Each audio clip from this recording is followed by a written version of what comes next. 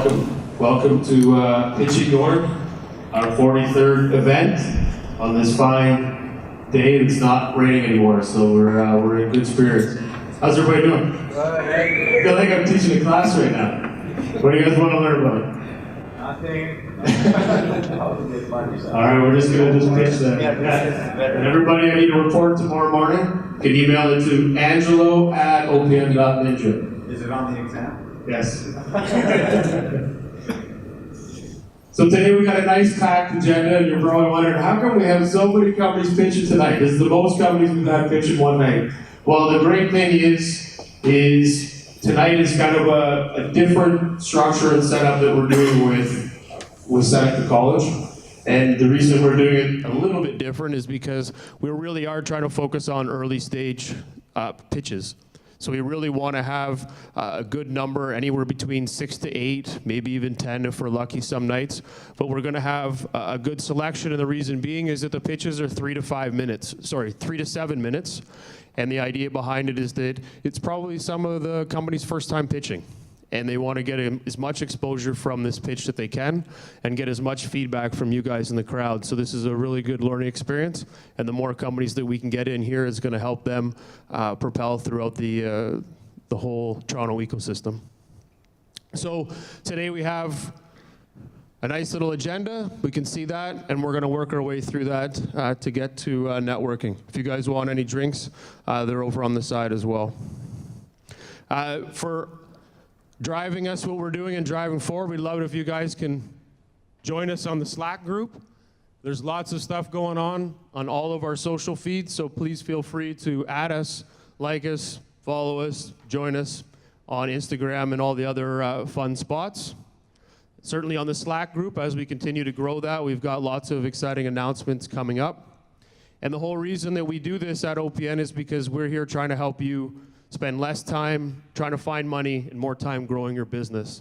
And we've been saying this since day one, and it's exactly what we follow as we go through everything throughout our venture as OPN. So we've had lots of events. Today is our 43rd event.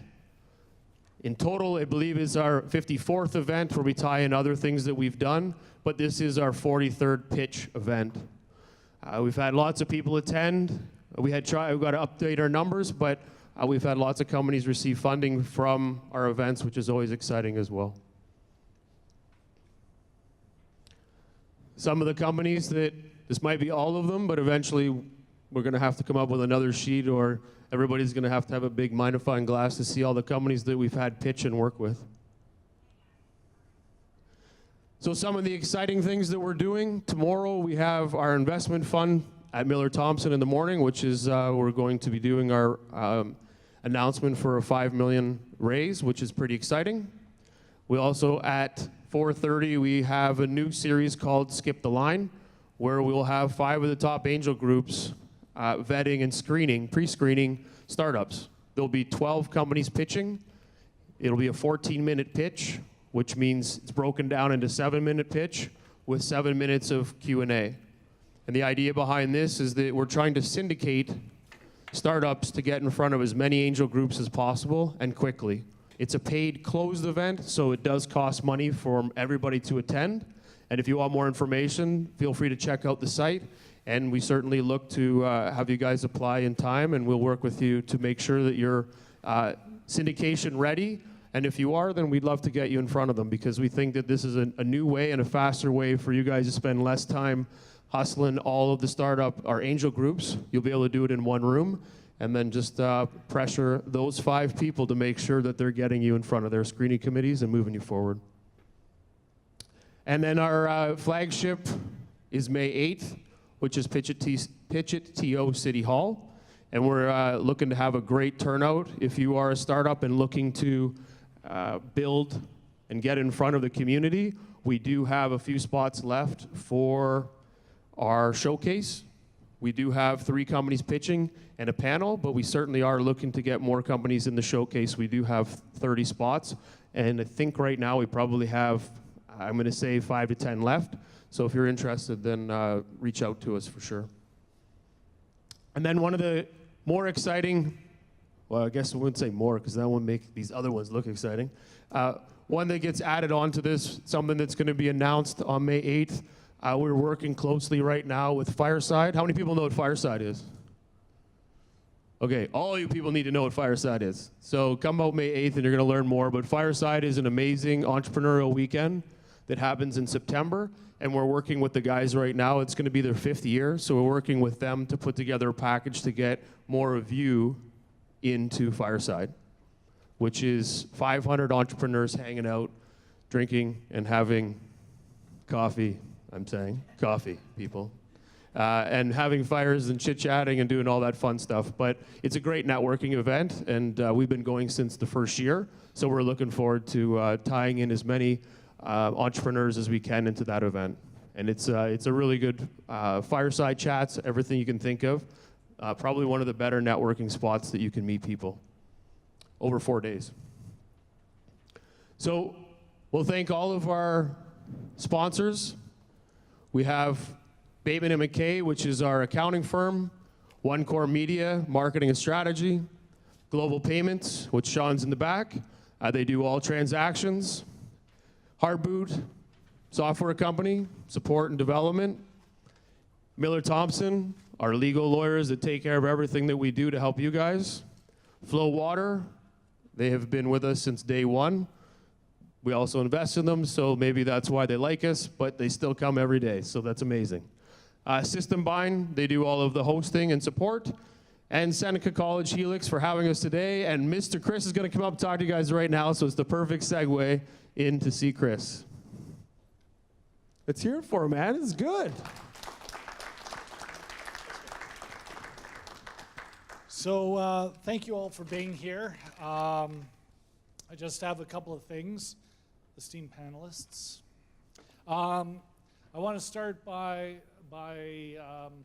saying that in times of special gatherings, meetings, or events, Indigenous people would first begin with a land acknowledgement, and I want to do the same.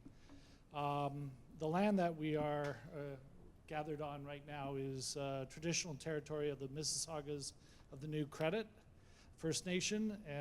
As such, we are guests on this land, in this space, and it is our shared obligation to respect, honor, and sustain the land that we are on. Further, this territory, which includes the recognition of the Williams Treaty, which is included in the areas that all Seneca campuses are located on. And actually, this building is the Center for Innovation, Technology, and Entrepreneurship, and it most certainly has an Indigenous feel to it. Some of you may have seen the medallion just outside, which talks about the creation of the world from an Indigenous person's perspective, as well as the columns on the outside, 13 columns, reflect the different phases of the moon. And as you drive out tonight, take a look, because each of them are named. So we want to just be respectful of this land. Having said that, thank you for being here. We would have had it in Helix, which is our entrepreneurship innovation space, but we're just having some work done in it. August 27th and October 22nd, we will have it in Helix, which is just right next door. But this space is all about innovation, entrepreneurship, technology, that collision, which is what you are about as well. So I don't want to waste any more time. I want to bring back Jeffrey, and thank you all for being here. Cheers. Awesome. Thank you, sir. And we appreciate all the support and help you've given us over the years, so we're glad to be here. Thank you. Okay, a little bit about myself. My name is Jeffery Potvin, and we founded and helped run OPN. If you guys are looking for any more information, please go to LinkedIn. This isn't about me. My team that's done a great job supporting all of this, we have Laura, the photographer. There we go. Yes. Katrina in the back. Brian in the other back. And all of you for coming. So you guys all rock, so thank you. Yes. Hopefully you guys gave us your business cards. I know you're registered because we like to give stuff away, and we do have some things that we will give away before the end of the night. So if you have any questions, comments, feel free to raise your hand, shout them out, tell me, send them through anything on Twitter at Open People Network, and we'll jump back and we'll answer them because we want to help you guys out. And that could be any question around investing, being a startup, what it takes, what you need to do, how can you pitch, all that good stuff, but feel free to reach out and we're there to help you guys. So the format, what we're all here to see and why we're all here. So the format is a 3 to 7 minute pitch, which is a big gap. Normally it's 3 to 5 or 7 to 9, whatever that might be. But today we're accommodating two things because we have an event tomorrow night. We have some people that are doing a 7-minute pitch and some people that are doing a 5-minute pitch. So we will vary between those times. So it will be 3 to 7, and then it will be 2 advisors providing feedback, and they'll give about a minute's worth of feedback to you about your startup. So there are 3. So what we're doing is we're asking, instead of having all 3 jump in, it will be 2 of them that are going to provide the best insights. So this way we don't ever have overlap, and we'll never hear that line, "You stole what I was going to say." Ah, you see the cleverness in that? Yeah. So now it'll be like, man, I don't have enough time to say all the things that I wanted to get out. So we're always trying to be innovative. Look at that. And then we'll go to you guys, the audience, for 3 to 5 minutes of questions, because it's most important that we get feedback from you guys, because you guys are the ones that are going to be using the product in business or out in the real world. So please think and provide those questions because they're helpful to the startup, and be as harsh as you like because we want to get critical feedback because that's what's going to help the startup learn and better understand their business. Our team of advisors. We'll start with Andrea Lowen. She's awesome. I've known her for like 20 years. She runs and operates, I think, like 12 businesses. Is that right? She has a creative agency as well as Smart Bride, and she has been an entrepreneur for, well, at least 12 years, I think. We started within days of each other, so I think that it's been around that. But she has a lot of great insight, a lot of feedback, has run e-commerce platforms, worked for all the big players from PayPal to, what's that other company? AOL. I don't know, I couldn't forget it. I forgot about them. I don't know how I did. But anyway, so she's awesome. If you guys have questions, by all means, track her down at the end. She's great. Mike Wall has an investment firm. And I've known Mike for, I guess it's been close to a year now, but I think I've known him for a very long time just because he's worked for some businesses that I've known quite a long time as well. So we welcome Mike to the stage as well, and he's been helping us for the last little while too. And as you guys are probably familiar, Angelo Del Duca, who has been a partner and working with OPN for, I'm going to say, at least 2 years now. He's also very insightful, Angel of the Year, and hardworking angel investor. So we thank you, 3 of you, for coming out today and giving the feedback that we all need to grow our business. Thank you.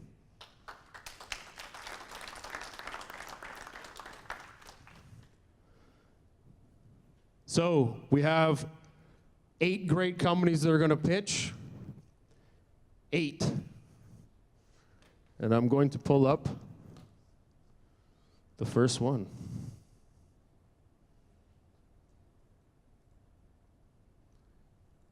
Imaginix, you're up.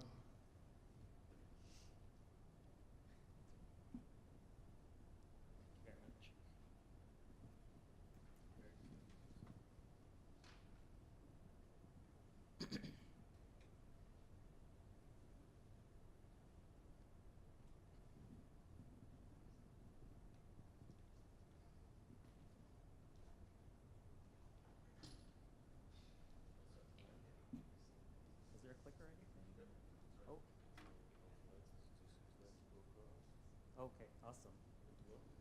All right.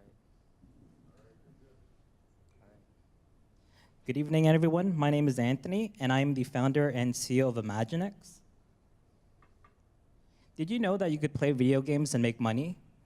And that every year over $100 billion is spent on the gaming industry? Back when I was a kid, I used to have to beg my mother for quarters just so I could stand on a green milk crate and so I could play hours and hours of Donkey Kong. But that's all changed because of esports, which is an amazing phenomenon and technology. Back then, I used to have to pay to play my video games, but now you simply play to get paid. Now the market is focused on the top 1% right now. A lot of the attention and a lot of the resources is going to the professionals, collegiate institutes, but I'm not like that. So I'm kind of like the little guy on the screen, you know, the everyday person, just like you and me. And a lot of the resources, I believe, and a lot of the opportunities are in that other 99%. Now, the market is worth $1.1 billion in 2019, and by 2022, the esports market is going to be worth $1.5 billion. Of that, there's 454 million viewers that watch every day, and that accounts for 1% of the total bandwidth used on the internet. Now, 82% of the total revenue comes from media rights, advertisements, and sponsorships, and 252 million consist of occasional viewers and esports enthusiasts. Now, if you look at this Business 101 graph and you look at the smart axis, on the top left quadrant, you have the usual suspects. So you've got Google, Apple, and Facebook, who are sort of kind of into gaming.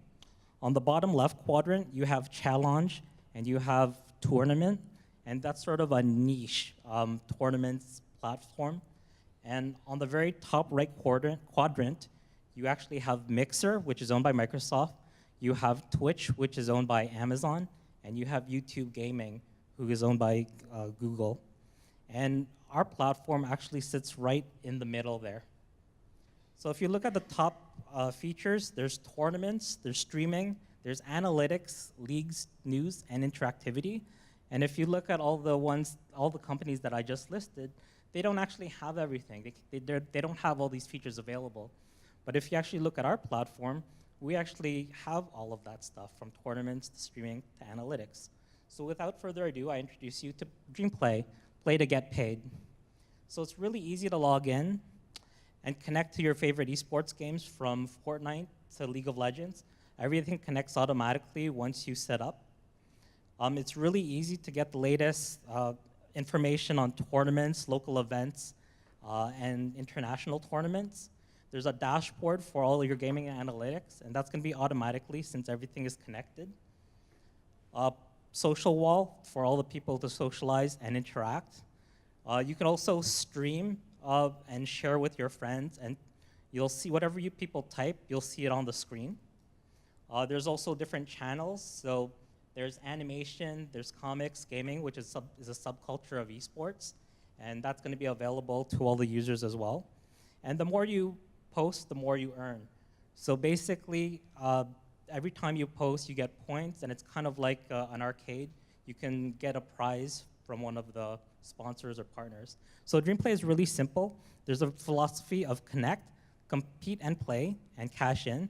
So connect to your Xbox Live account, your Nintendo account, your Facebook, et cetera, compete and play. So that's a way for companies such as Red Bull, Coca-Cola, and Burger King to find you, or even patrons, and play your favorite game, and simply cash in. So we have 3 revenue streams. So there's going to be betting. This is going to be in regions where it is available. So that's not Canada, by the way. We're going to have subscriptions, which is about $4.99, which is the amount of a Starbucks coffee. And we're going to have marketplace. So it's a 70-30 split on virtual currencies. So our current traction, we have 2,000 users signed up, 92% market validation. We have over 90% approval rating from esports groups, colleges, et cetera. We've raised a $25K investment. We have partnerships with Cineplex World Gaming, IBM, and Seneca Helix is a very supportive partner of ours. We were also talking with Red Bull for sponsorship, and we are also talking with the NBA. So go-to-market strategy. We're going to be going to conventions such as Fan Expo and Anime North, live events such as Enthusiast Gaming, which you guys have invested in, Evo, and we're going to have a sales team do hard knock sales. And the milestones and objectives. So basically, we're about 75% done the platform. We're looking to finish the remaining 20%, but we do plan to launch this July for the first time. So our milestones for this year is we want to fulfill our partnerships. We want to get 250,000 paying subscribers and 500,000 active users, and we do plan to release in both North America and Europe. So I'm the founder and CEO, and I had business development and sales. I've worked at Microsoft, IMAX, and I was a digital artist at Mercury Filmworks. There's Brandon Morales, who I met at Microsoft. He's the CTO. He heads all the architecture, backend, all the Rails work, and he does all the programming. And then we have Johnny Howe, who's the Chief Creative Officer. He's worked for Groupon. He's worked also in digital media for 15 years, and he's done some of the first AR, VR projects in Hong Kong.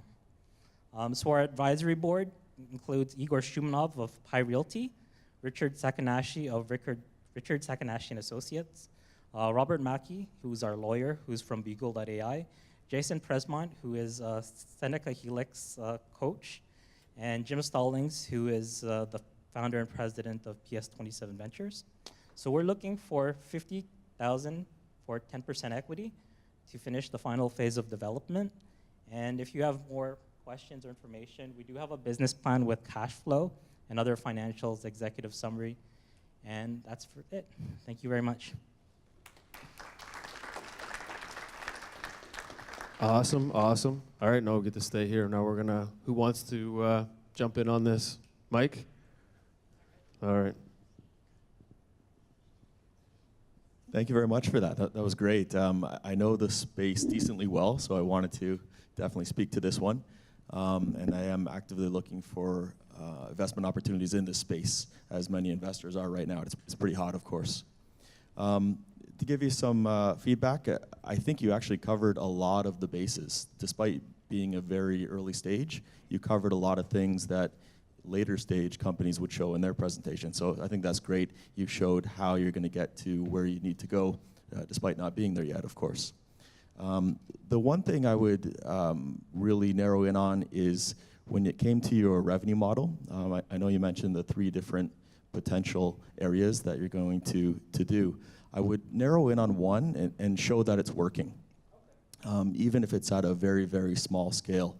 To give you some context, I've been speaking with GamerLink, which is also a platform. They started as a seek people to play platform, and then are expanding into a platform similar to this, but with different features. And the main feedback there was, again, that they were having trouble finding money because they couldn't show that there was real revenue tied to this. So if you could show that, against these users that you have, the 2,000, obviously keep building that, but then show that we've tried out and sampled this particular revenue model against them, and we've shown that they were happy to pay the $4.99, or we've shown that there was advertisers interested in reaching them, showing some sort of actual monetary potential there, will go a long way. No problem. I thought it was awesome. I also really like, at the beginning of your presentation, how you started with your sort of problem and solution.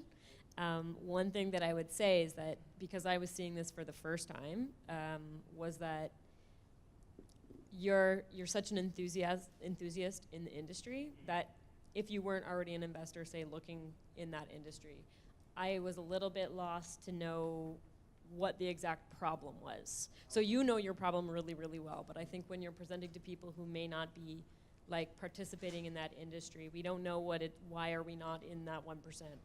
What's the difference? So I would make your problem a little bit more clearer in the form of, almost when you're doing your development your user problem statements, as a so-and-so, I'm trying to do this so that I can get that. And so maybe just be a little bit clearer in that storytelling. Yeah, and you know it inside and out because you're living it. So I think you just have to remember that we don't have the same level of detail and perspective as you do. And then the second thing, I guess, to add to the revenue model is that you have pretty lofty goals for your marketing and your scalability. So when you say, you're trying to get all these new users, I would want a little bit more detail about how you're going to do that. So you talked a bit about your sales teams and going to these conventions. I think there are some digital tactics that would be a lot more scalable than trying to go to these conventions one at a time. So just to Mike's point too about testing some of those out and then being able to show in here, okay, so we went, for this amount of money, we were able to like get so many subscriptions and that way. So we know what the cost per acquisition is. I think that'll help to know on the revenue side that things are a lot more scalable. Perfect. That was good. Thank you. So I'm going to hand you this mic, and now you can answer some questions from the crowd. All right, who's got a question? All right. Go for it. So I'm from South Korea. Do you have some plan to expand internationally? I mean, South Korea, the esports market is very big, and I used to work for the mobile game company, so I know the industry pretty well. So I mean, It's a good question. Yes, we do plan on going to Korea. Esports started over there, so it's very highly competitive in Asia. So we're focusing on North America first, where it's sort of like our domain. But yes, we do want to expand to Asia, especially South Korea.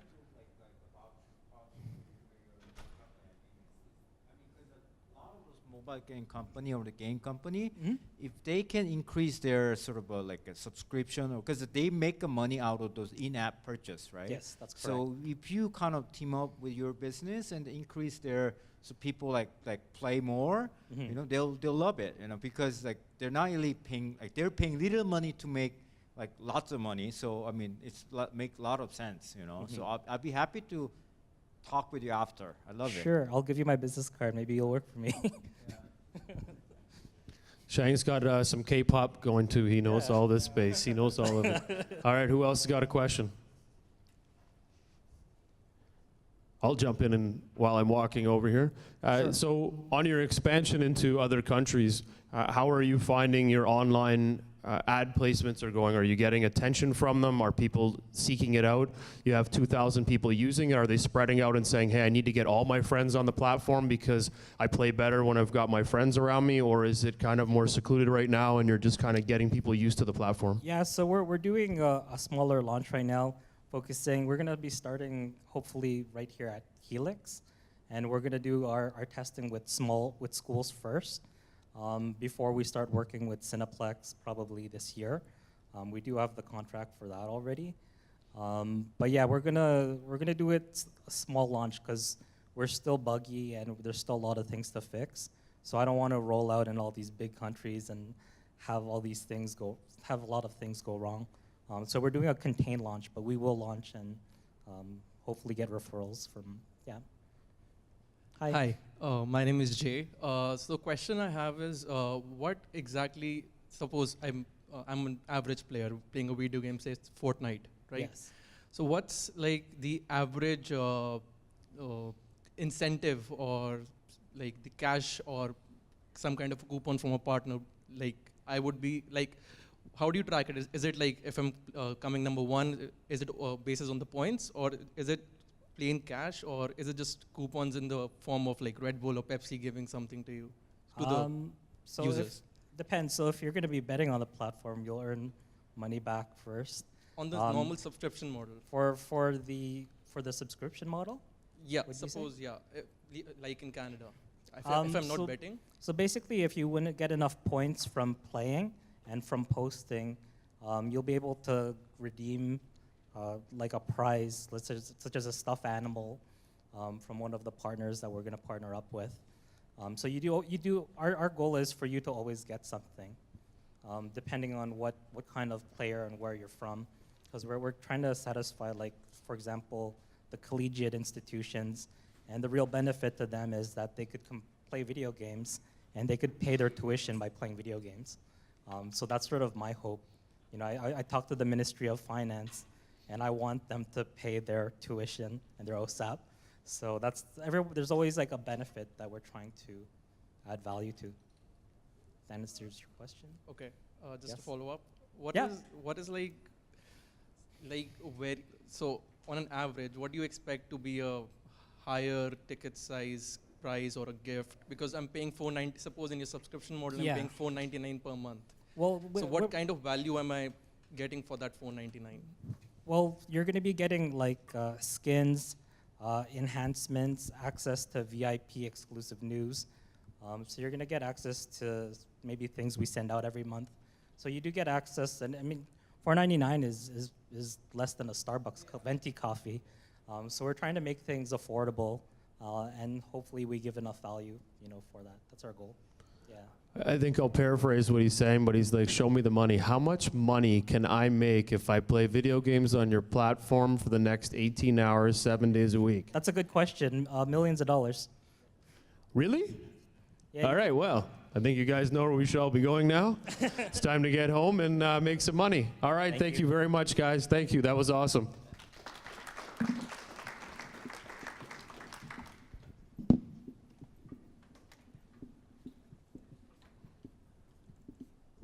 Crossport, you're up.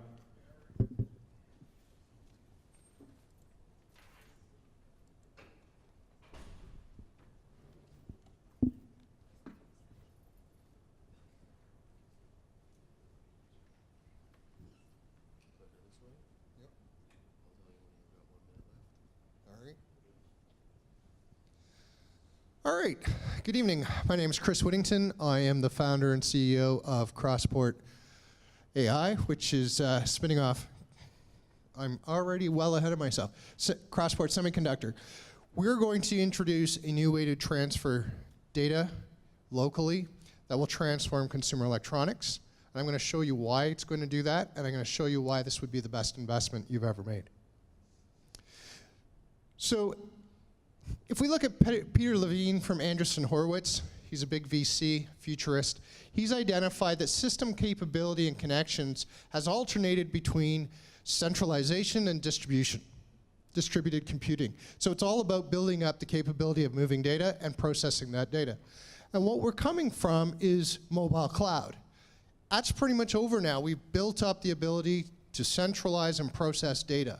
What we now have a problem with is, this moves on movement, is processing moving data at the edge. And that's going to be the focus of a lot of investment and a lot of movement going forward. Why is this the case? Well, we've created, in 2017, more data than in 5,000 years of humanity. And when you consider that the millennials and Gen Z are phone-first generations, how do they move the terabytes of data they have on their cell phones now across what has become 15 devices in an average household? That's the problem we're solving. So manufacturers and consumers need a way to move large amounts of data quickly. And Wi-Fi simply doesn't cut it. It's great for internet access, but you can't move a lot of data without knocking out the internet for everybody else in the area. Also, you start looking at other areas like 5G, which are being sold as the up-and-coming data platform. That's great for mobile access to internet, but again, that's going to cost you thousands of dollars if you ever complete a terabyte transfer. So what we built is a platform based on technology that consumers already know and love, and it is the fastest way to move data between systems. Crossport's created a direct data pipeline with absolutely no buffer. We use commodity components, universal connections, all the software and drivers you already have in your systems, and we're delivering up to 20 gigabits of transfer speed between two systems. And we do this over a USB 3 cable you already own. So not only do you get power, you get audio, video, peripherals, and data all at the same time. All you have to do is plug in. So Crossport's hub and switch designs interchangeably connect systems and devices on a single port. And this is really exciting because no one else has been able to do that. You either have a USB hub with a dongle on it, which is your upstream port you plug into your system, and your devices go into a Type-C port. What we've been able to do is create a technology where you can use any port for any system or device interchangeably. And the idea of creating a USB hub or switch was introduced 4 years ago, and it won international honors for innovation. Following that, I've done a number of presentations at industry conferences and found out that the tier 1 companies need this transfer technology and still have not built it themselves. So our technology is fully compliant with all USB specifications. Our USB 3.2 solution is 40 times faster than native 3.2 transfers peer-to-peer. We eliminate the Type-C security issues, because once you plug it in, you're dependent on whatever you're plugged into.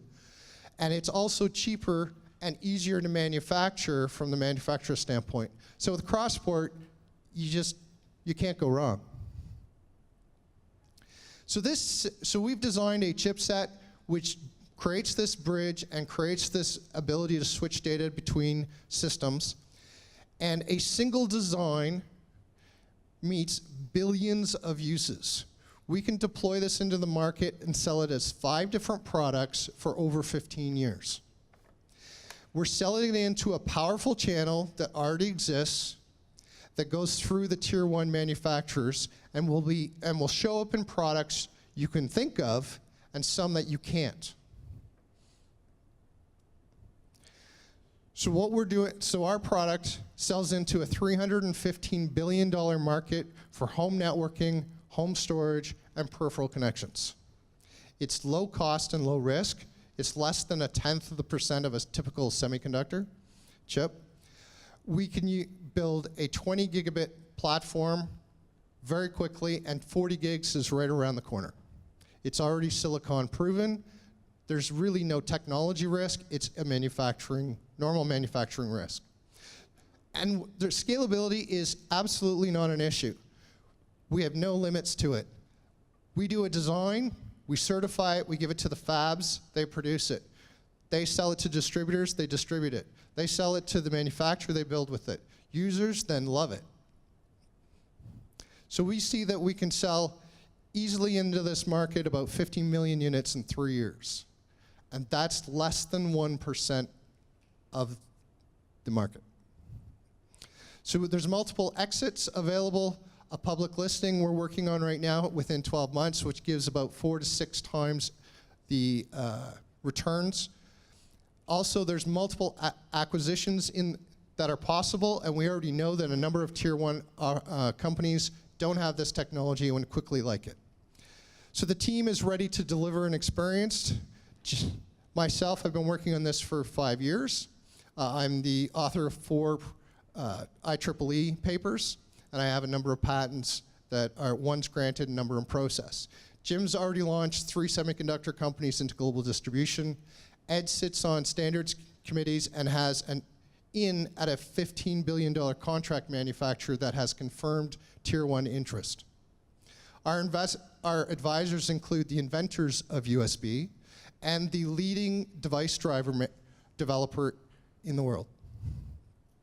So today we're here raising $500,000 Canadian on a pre-money valuation of 1.5 million. Yeah, that would have been a deal. I'll take it. So great. Any questions? Perfect. 7 on. Great. Let's go. Good job. Good job. All right. Who wants to jump in on this?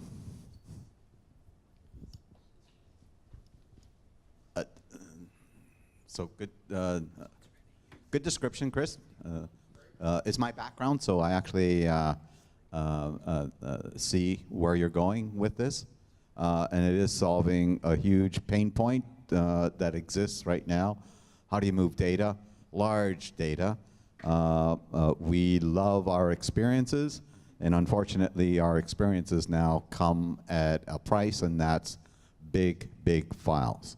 So minimizing that and overcoming the issues of transferring large chunks of data will be really a holy grail for industry. One of the questions that I think that you need to focus on, your solution, which includes a custom device. You talked about it having a lifespan of the next 15 years. You need to describe that and just follow the laws of physics in terms of the first chip I designed. It was 2,000 gates in size, and we all said the same thing at U of T. No one in their right mind would want to go any bigger than that. Well, now they're multi-million gates per die. So you might want to revisit the time scale. You can't answer that. Also, when you talk about the no risk aspect to it, you need to emphasize why it's no risk. And a savvy investor would ask, well, if there's no risk, why are you asking for money, really?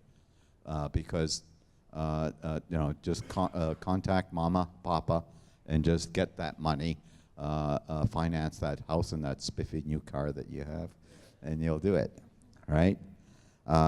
And I do believe that if you do have the integration successfully, the 15 million units over, 3 years may seem like way out of the specter of reality, but if it provides the solutions that you're talking about, that's not that unreasonable.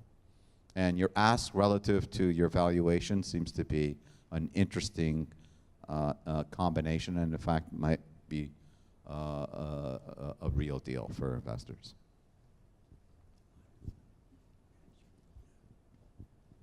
This one was pretty exciting, so I wanted to comment on it. Thank you very much for the presentation. Yeah, at first I thought I was going to be watching Pied Piper presentation, Silicon Valley, so it was very cool for anyone who watches that show. The product definitely seems great.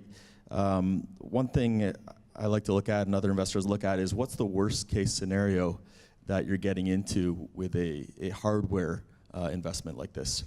And really it's, well, you're buying the hardware. So I think you really want to dig into, is it patented? How is it patented?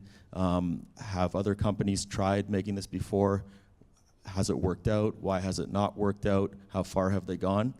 More detail specifically about the product in a way that laymen would understand, but would have people realize that if we don't hit these lofty sales expectations, because they are lofty, what am I left standing with? And it's the patent of a product which still could be good and just might take a little longer to sell.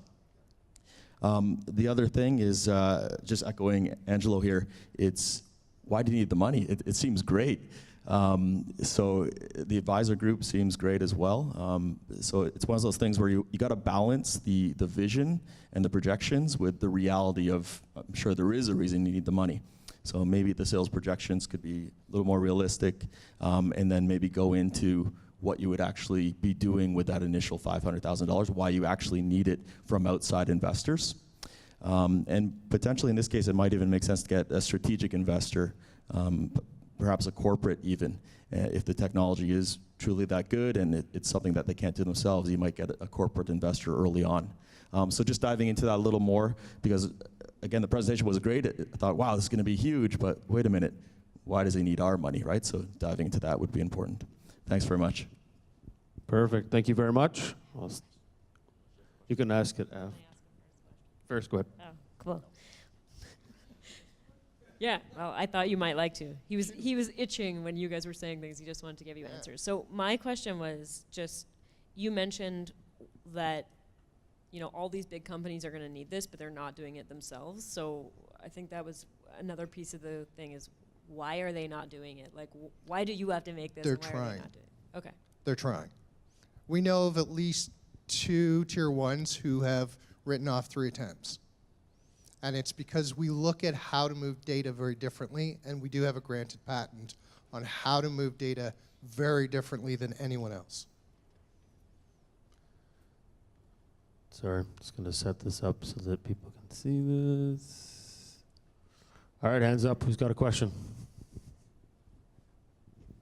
Just a little bit of advice.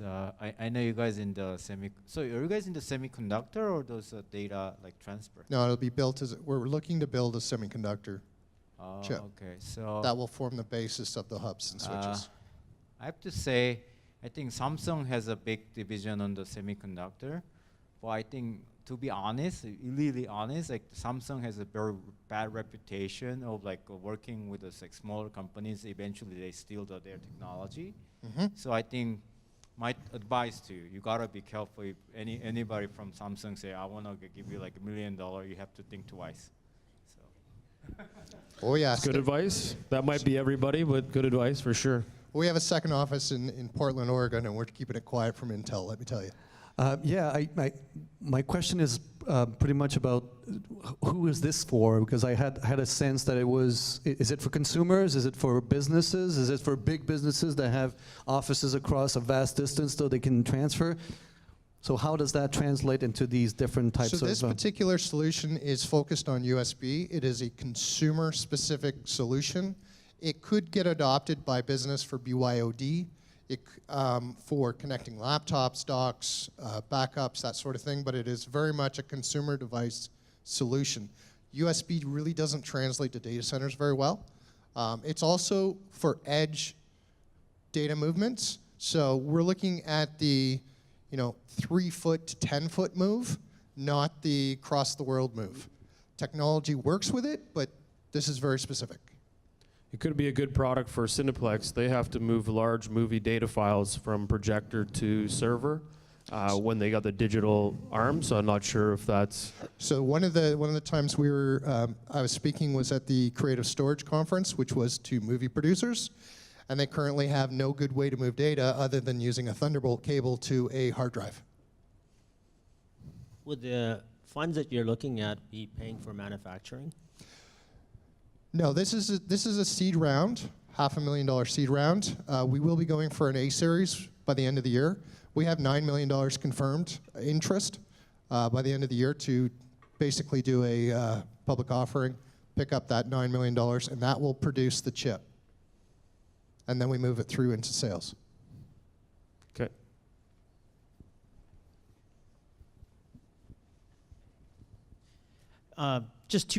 It's a two-part question, but when you're going direct to consumer, are you selling directly from your organization to consumer through various channels, or are you going through the mass retailers? Because if you're going through mass retailers, I'd be interested in price point and, like, you're getting into distribution models, you're getting into other models where it gets complicated. On a price point, our solution is about 1% to 2% of the cost of moving data over Wi-Fi.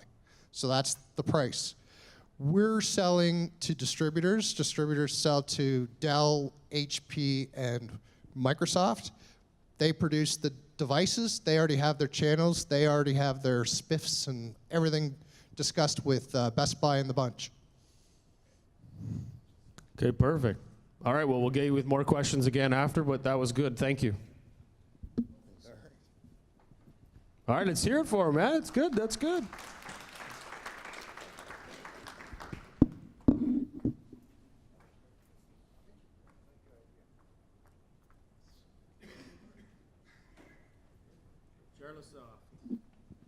Charlosoft, you're up.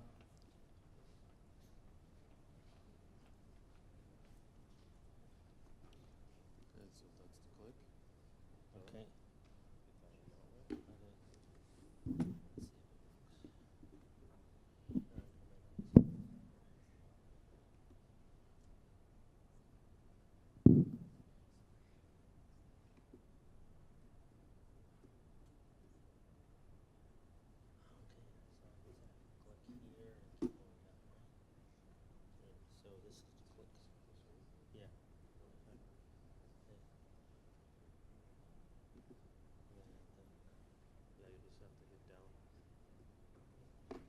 You know what, I'll just use these ones. Yeah, oh yeah, right. All right, I'm ready. Hi, my name is Kumar Charla. I'm the CEO of Charlosoft. We are a medical device company. Here's the problem. Cancer survival rates are improving by methods such as chemotherapy. However, the problem is there are side effects. One of the side effects is neuropathy. Basically, it's a numbing feeling that one gets. I have neuropathy, and it's unbearable sometimes. Most of the side effects from chemotherapy go away, but this one, neuropathy, does not. It's forever. Essentially what happens is chemotherapy drugs go into your arteries. They eventually end up in your capillaries at the end, and they cross the nerve barrier between the blood vessels. Once they cross the nerve barrier, they destroy the nerves, and that's it, forever. So that is the problem.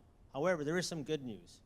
Over the years, what has happened is that there's been clinical studies been done and practical applications where cold is applied to the hands, feet, and head to prevent hair loss and neuropathy from setting in. This is the good news.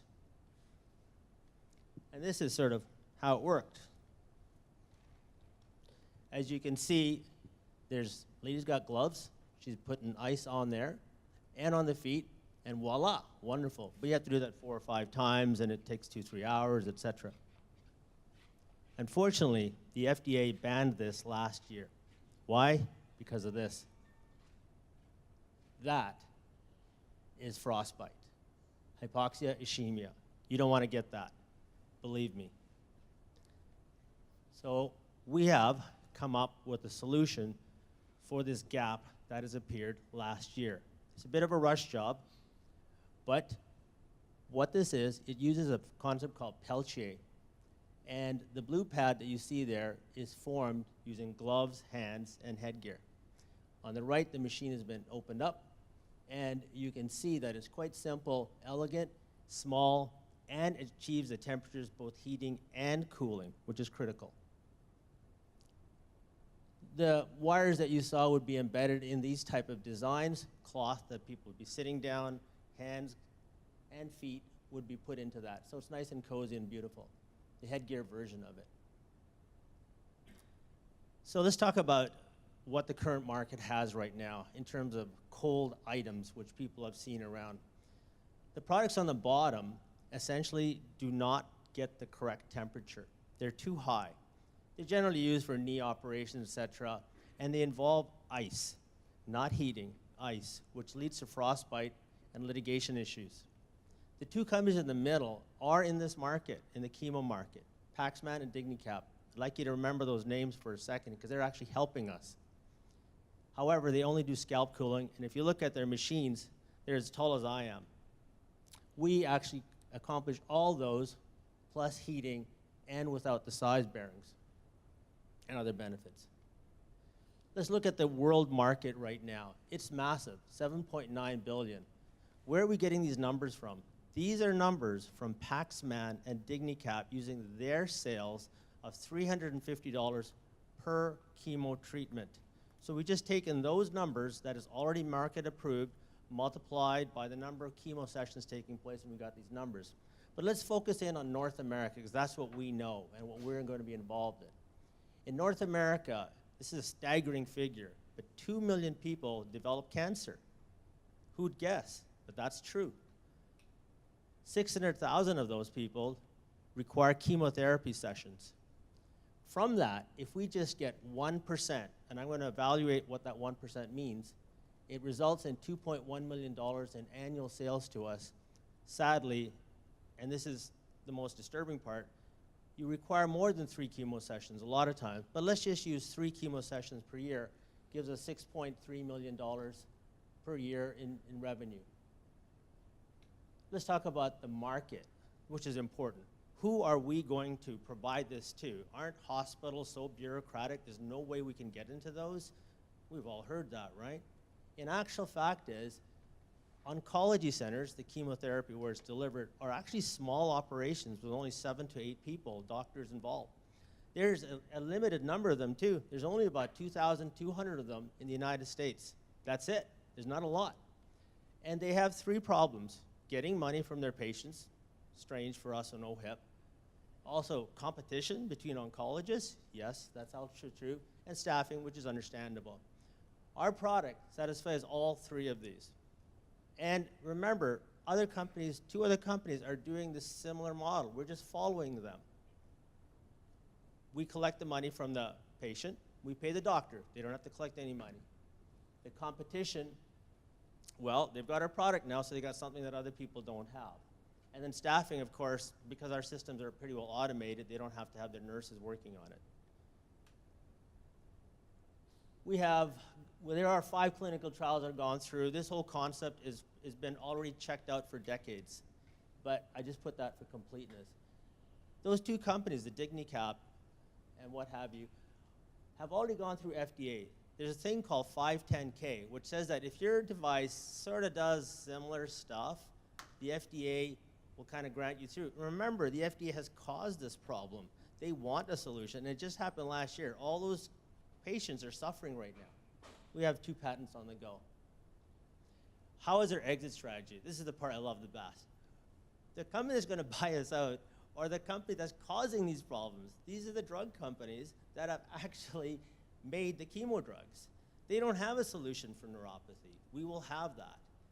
And we will sell to them, and they'll be happy because now their values go up, they look like the good guys, and on top of that, they're better than their competition. This is our team. Dr. Dolez, all our team is basically universities. So Dr. Dolez on the top right, she's actually involved in our textile, a total rock star. Stéphane Halle, also involved in our engineering. He's designed the machinery along the electronics. And the 2 doctors, Dr. Swarma and Dr. Neil Palakorti, are our medical advisors. We have a partnership with Alberta University and University of Quebec. Our ask is aggressive. I know it. But here's the thing. What we'd like to do, and I want to read this because I wanted to be clear what I'm trying to ask for. We are asking for $500,000 so we can pre-stage the market and hit the ground running the moment we receive FDA approval. 1% is $6 million. 20% looks a lot better, and this is achievable. Our product is a game changer in cancer patient experience, and you can be part of something that will make a real difference to the world. And who doesn't want that? Thank you. Great job. All right, who wants? I have one other slide, but only if you ask the question. Let me steal that from you. And you won't need that. Done. All right, who's up? Hi. So I have had a number of family members that have been through chemotherapy, so this is obviously very interesting. I think people can relate to wanting to stop all of those different symptoms. So your story, I'm sure, will resonate with a lot of investors as well as consumers. I had a couple of questions, I guess, when I was looking at the numbers with the 2,200 clinics, and then you talk about the 1%. I think maybe some clarification on how many of those 2,200 would you need to sell to in order to get the 1% of that revenue? I understand, but I think, right, I get it, but I guess where I got a little confused was, if you're saying, you know, this is gonna help with their competition and all these things, but all 2,200 of those people could get it, to me there was just like maybe more explanation or a few holes in that piece of the pie there. And I wondered if, in terms of the revenue, like how often do you need to replace parts? Is there any recurring revenue where you need to service these things?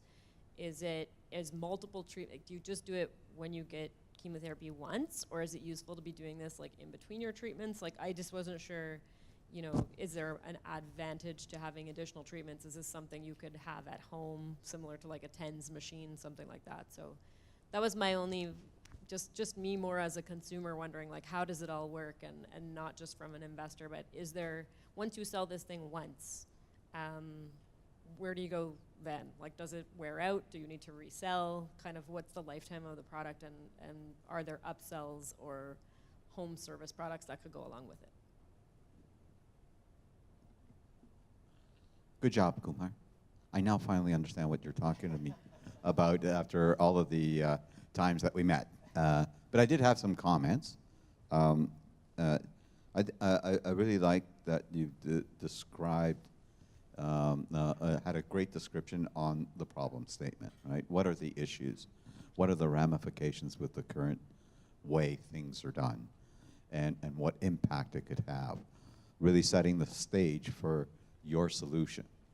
The one thing that I wanted to get more clarity on, which probably would sort of hit me a lot stronger, is a bit more description on your self-regulating solution compared to the traditional methods that are out there.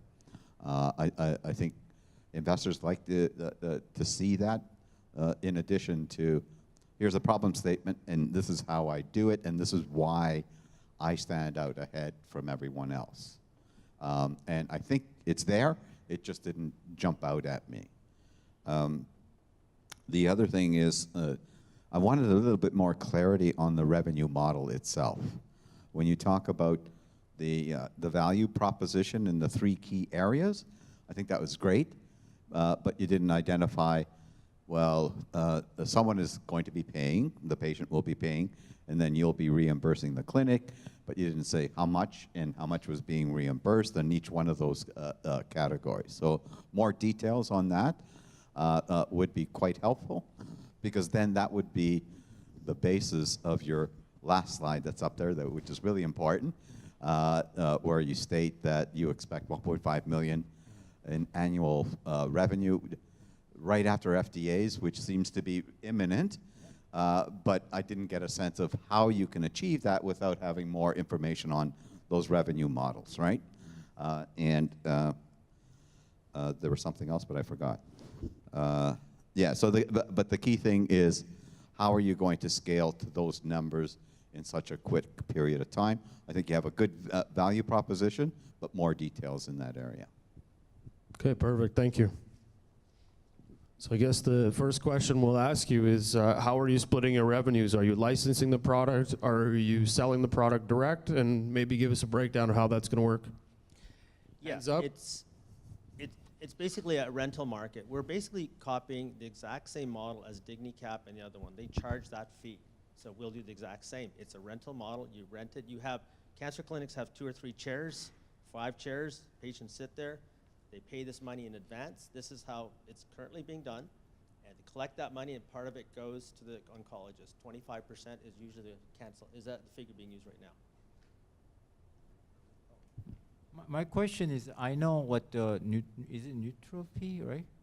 Is it Neuropathy. Neutropy. So I know the diabetic condition also. People with the diabetes also suffer. I have that. I have diabetic neuropathy. Yeah. So I think why you like sort of narrow your market only just That's a great question. to camel, because diabetes. I actually have a couple of projects with Diabetes Canada. Yeah. And it's huge. It's tsunami, and the It's massive. people really suffering with this nerve issue, and you can have your company triple in your value. Yeah, that's true. Yeah. So I'm just wondering, why not? Yeah, that's an excellent question.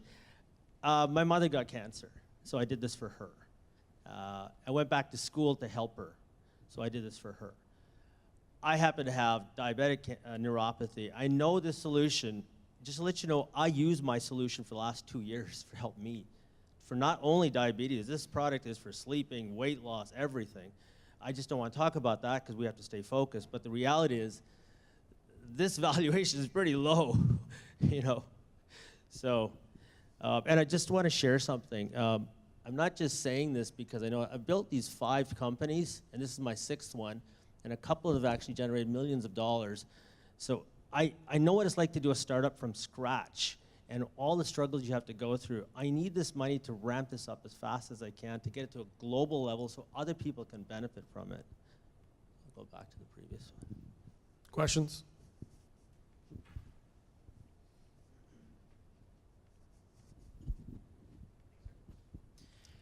Just to touch on the rental market, sorry, just so I want to make sure I understand it completely. So you're renting your equipment to the oncology center. Correct. Does that mean that the oncologists are actually collecting the payment and then reimbursing you for basically a buy rate or a rental rate? Or are you employing staff to actually collect everything and then pay the oncology center? Just because one involves staff, one doesn't. Yeah, that's a very good question as well, too. So we're following the exact same model that DigniCap and the other company are doing. Essentially what they do, they have a token that is purchased by the person, by the recommendation by the oncologist. So the oncologist, you need to get this because you're going to get this other disease after you get your cure from cancer. They go online, get this token, that's a number, they punch it into the machine, and boom, it works. Yeah. Last question.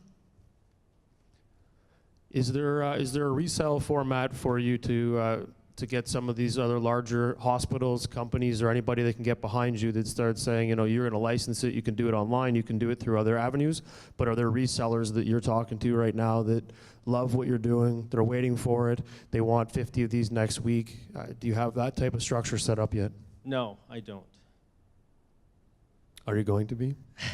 It's a bit of a rush to get this thing out because remember, this thing was removed last year, so we're rushing to be first in line. Once you get away from the top 3, who cares? So we need sales reps, and I'm a sales rep. I worked at Xerox for several years in corporate sales, so I know what it's like. So you grab, we're saying 1%, but really you can grab 20% before the FDA. You already have these people, and then once you manufacture the product, boom, you put them in. The oncologists want this because they make more money. It just makes total sense, and now we just need to ramp up. Yeah. No, I like it. I had one of those ice machines for my knee, and that thing was a charm. So I'm assuming this is going to work way better. But thank you. That was awesome. Thank you very much. Thank you, buddy. Thank you. Good job.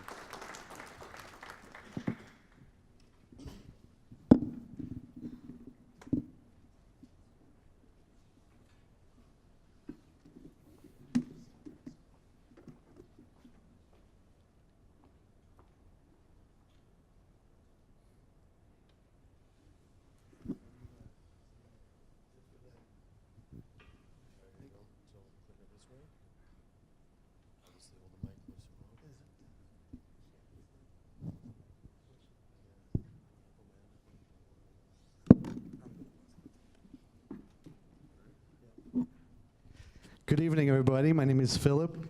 I'm a film director and film producer, and before I move on with the presentation, I'd like to ask for a show of hands. So please, if you have seen any of these shows, raise your hand. That's about 70, 75%. Well, that's great, because what I'm about to show you is a feature film product that's going to stand proudly next to any of them. And here it is, Severance Day. Severance Day is it's a feature film. It's an exciting and unique opportunity to invest in the film industry. We created it, and we already have the support of many people in the film community. The problem these days is that we have film buyers, and audience that wants to get their hands on dramas and thrillers, and as you can see, it's a seller's market right now for these type of films.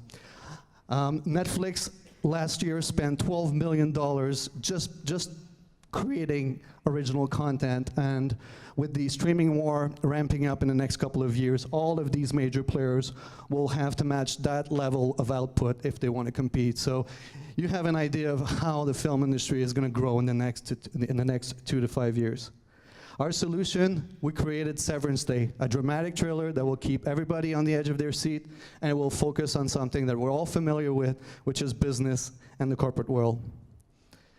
Severance Day tells the story of a group of employees that will try to steal $45 million from their boss. It is timely, it is relevant, it is hard-hitting, it's not politically correct, it has a diverse cast of character, it has the accessibility of an office setting, and it will depict blue and white collar struggle. And we believe that with all of these ingredients put together, we're going to have a very nice popular hit on our hands.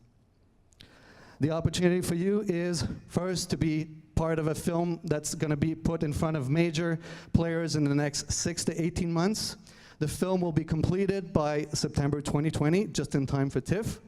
And it will go on, and it has the ability to generate $7 to $10 million in the next 2 to 5 years.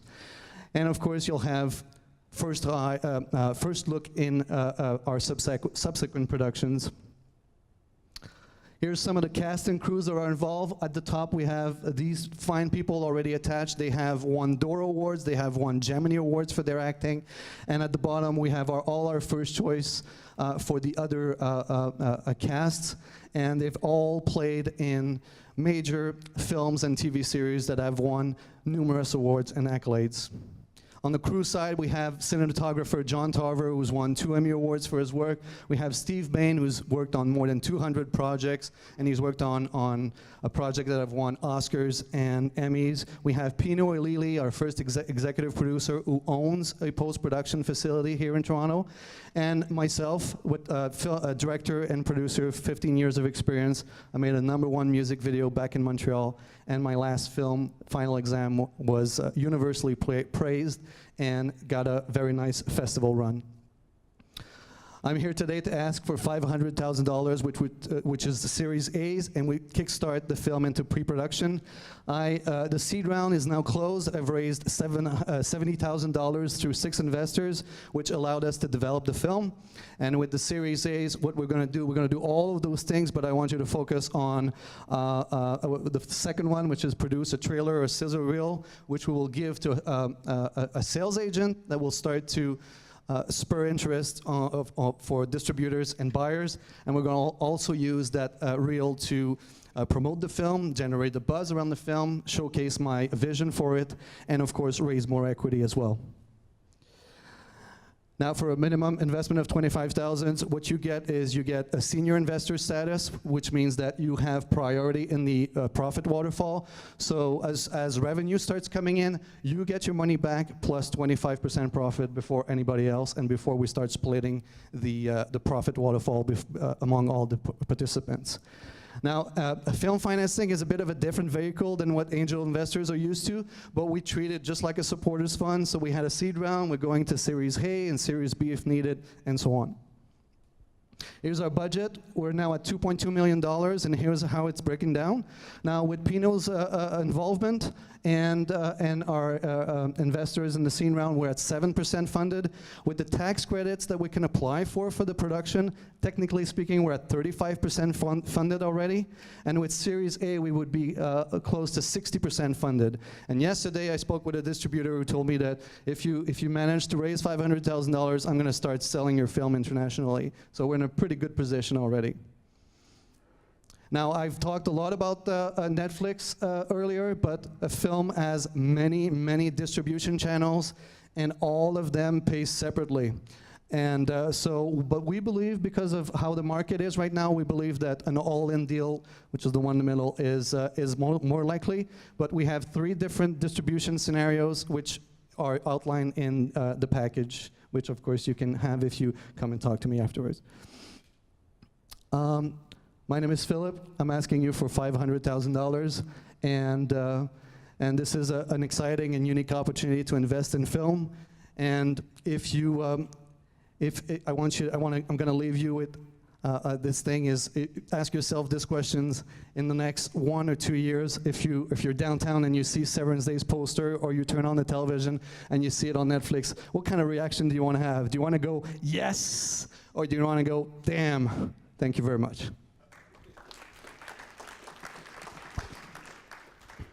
That was good, thank you. And you had some time too, so you're good. All right, who wants to talk? Mike?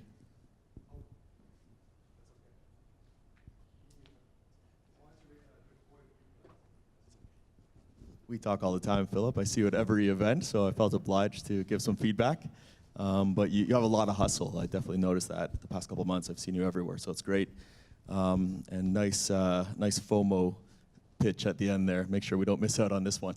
I think it's super cool, and I can't remember which author it was, but it might have been Jason Calacanis or something in Angel, where he said that angel investing in movies is all about ego and excitement. Not necessarily about the numbers, but about wanting to be a movie producer, right?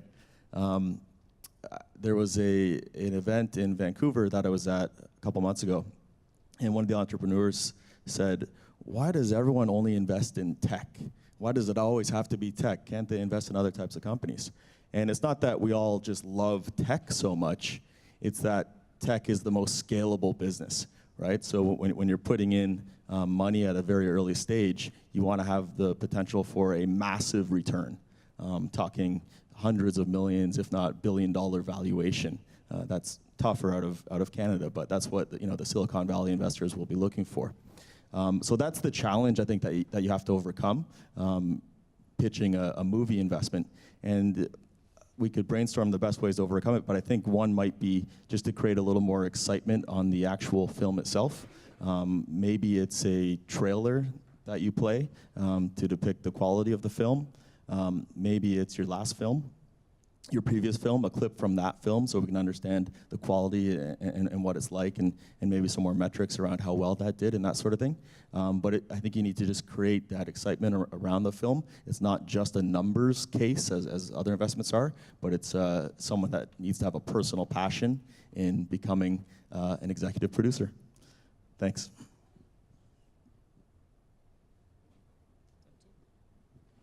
Philip, how are you? Ça va? Okay, good. I think that there are a couple of things along the lines about the whole FOMO. The one thing that you probably, in your ask, what wasn't clear to me is what is my return in terms of equity.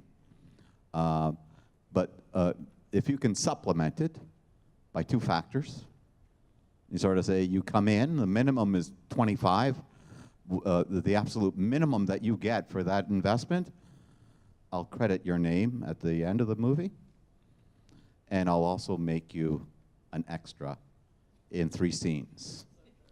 And I'll tell you something, that will really resonate with investors. And I speak from experience. No, I didn't participate in it, but some of my colleagues did. It was a horror film, right? And some of my colleagues proudly say that they died in this movie, right? And another colleague recently oversubscribed on an ask for a movie, a very niche movie, and same thing. It's the credit. When I ask some of my colleagues, I go, well, why did you find this so interesting? Oh, man, I wanted to be a part of a movie. I get my name in the credit. So you have to build on that. And also concentrate on the return beyond you get your money back plus the 25%, right? Typically, we as investors, we invest in a lot of opportunities. 7 to 9 of them fail. So we like to invest in that one that has a minimum of 10x return to me. I would like to see the hundreds or 1,000x, but I'm a man of modest means, and 10x would be really awesome. And I'd love to sit down and talk to you a bit more about that. Perfect, thank you. Yes, that's the All right, pun. hands up, hands up.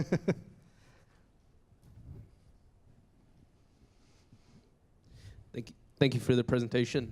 So I'm super into movies, and the way that just as a consumer, as a viewer, the description that I got from you was just drama, thriller, relates to the business world. Is there anything that you can kind of liken it to give me like a mental image? Am I going to be getting some Big Short kind of vibes from this? Is it more like drama, thriller? That's like you lump it in with Taken and stuff like that. So is there any kind of description you can give to me as a viewer to kind of get a mental image of what I'm going to expect? Have you seen Glengarry Glen Ross? No, but my dad made. You're a film lover and you haven't seen it? I know. Kidding. I'm a hypocrite too. But it's I used to tell people, especially in the industry, that it's a mix between Glengarry Glen Ross and The Wire. Have you watched The Wire? Apparently, I'm a really big hypocrite. Okay. So you're gonna love The Wire. It's amazing. If you've seen Suits, there's a lot of elements of Suits. The whole high drama and how Suits interacts. It's got that power touch to it. Yeah. That's what it's like. Anybody else? So how does the distribution work once the film is produced? So when you get it into market and you've raised the money, these people that are going to sell your movie, do they own all rights to do it anywhere in the world? Do you segment it by country? And how do you ensure that you're maximizing the output to get this into every TIFF and everything else around the world so you can make this a global hit? This is a very long answer. But yeah, we have 3 distribution channels, and so we'll try to approach Netflix first because they've shown a pattern that not only with House of Cards and Suits that they produce the kind of shows that just like Severance Days, and they purchase shows like Severance Days as well. So they'll be our first priority. But we have a self-distribution plan, we have an all-in distribution plan, and of course we have a theatrical distribution plan. And because this is our first feature as a company, we don't have a relationship with sales agent and distributors yet, and that's why we need a sales agent to go out there and say, hey, this is what's happening. These are the actors that they have so far, and start doing some pre-sales. And of course, festivals. Festivals are always there to generate buzz around any films, right? So that's sort of the main headlines. Yeah.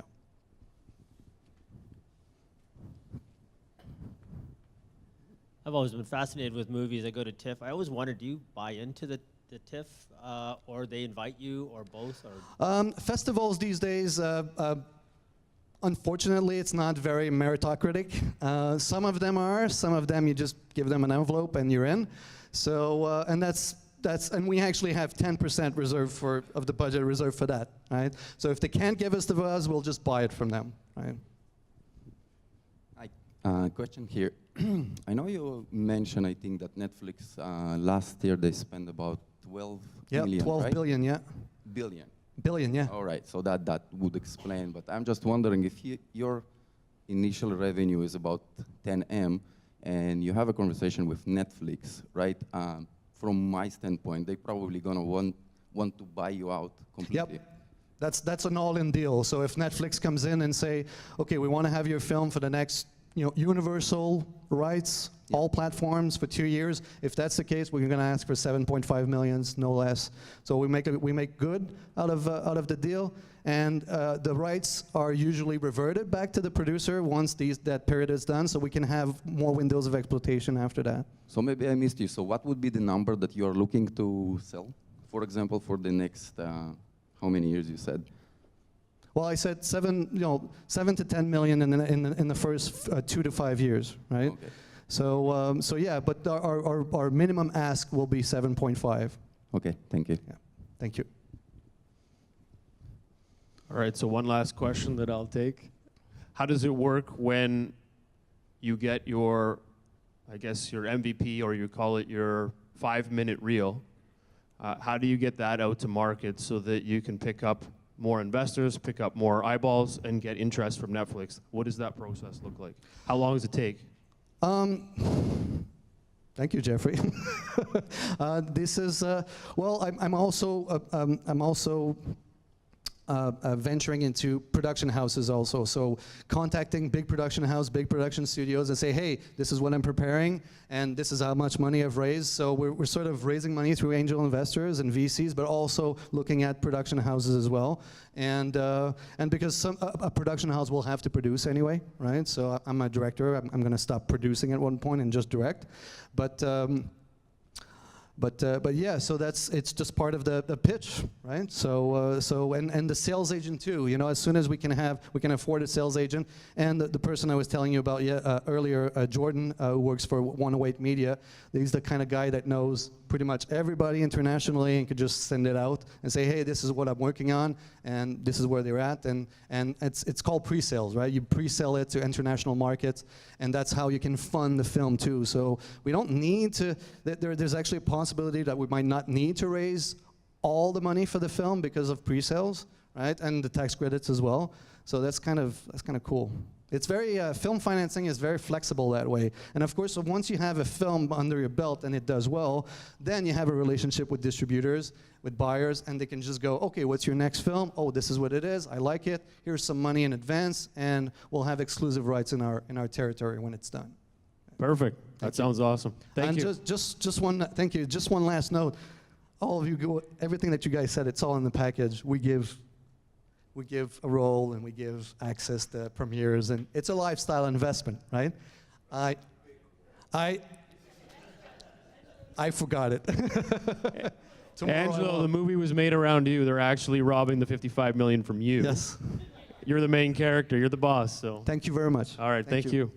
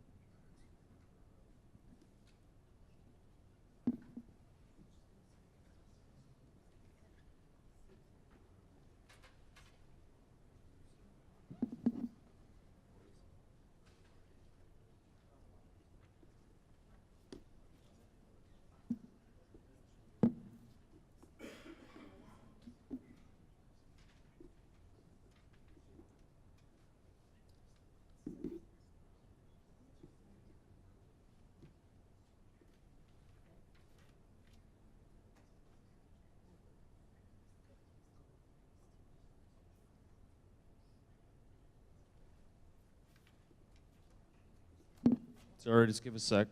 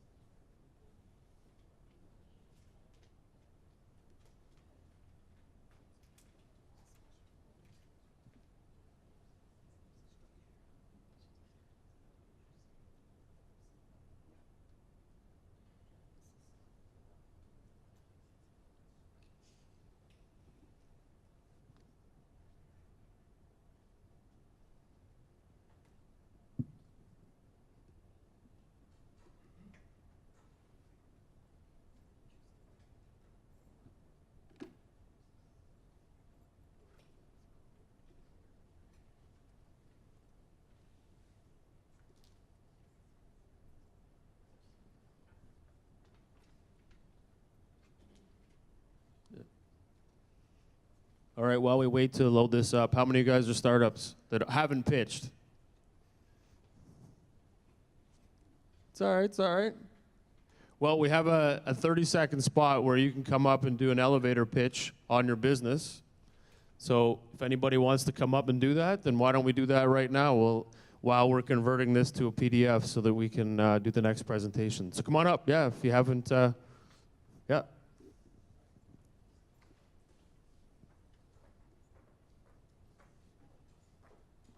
So the way this works is you got 30 seconds, your name, what your problem you're solving, your business. That's pretty much it. I'm timing you, 30 seconds. Wait, let me get my phone.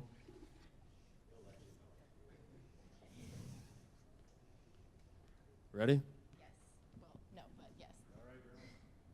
Hi, everyone. My name's Sarah, and I run an on-demand babysitting company called Hive Home Services.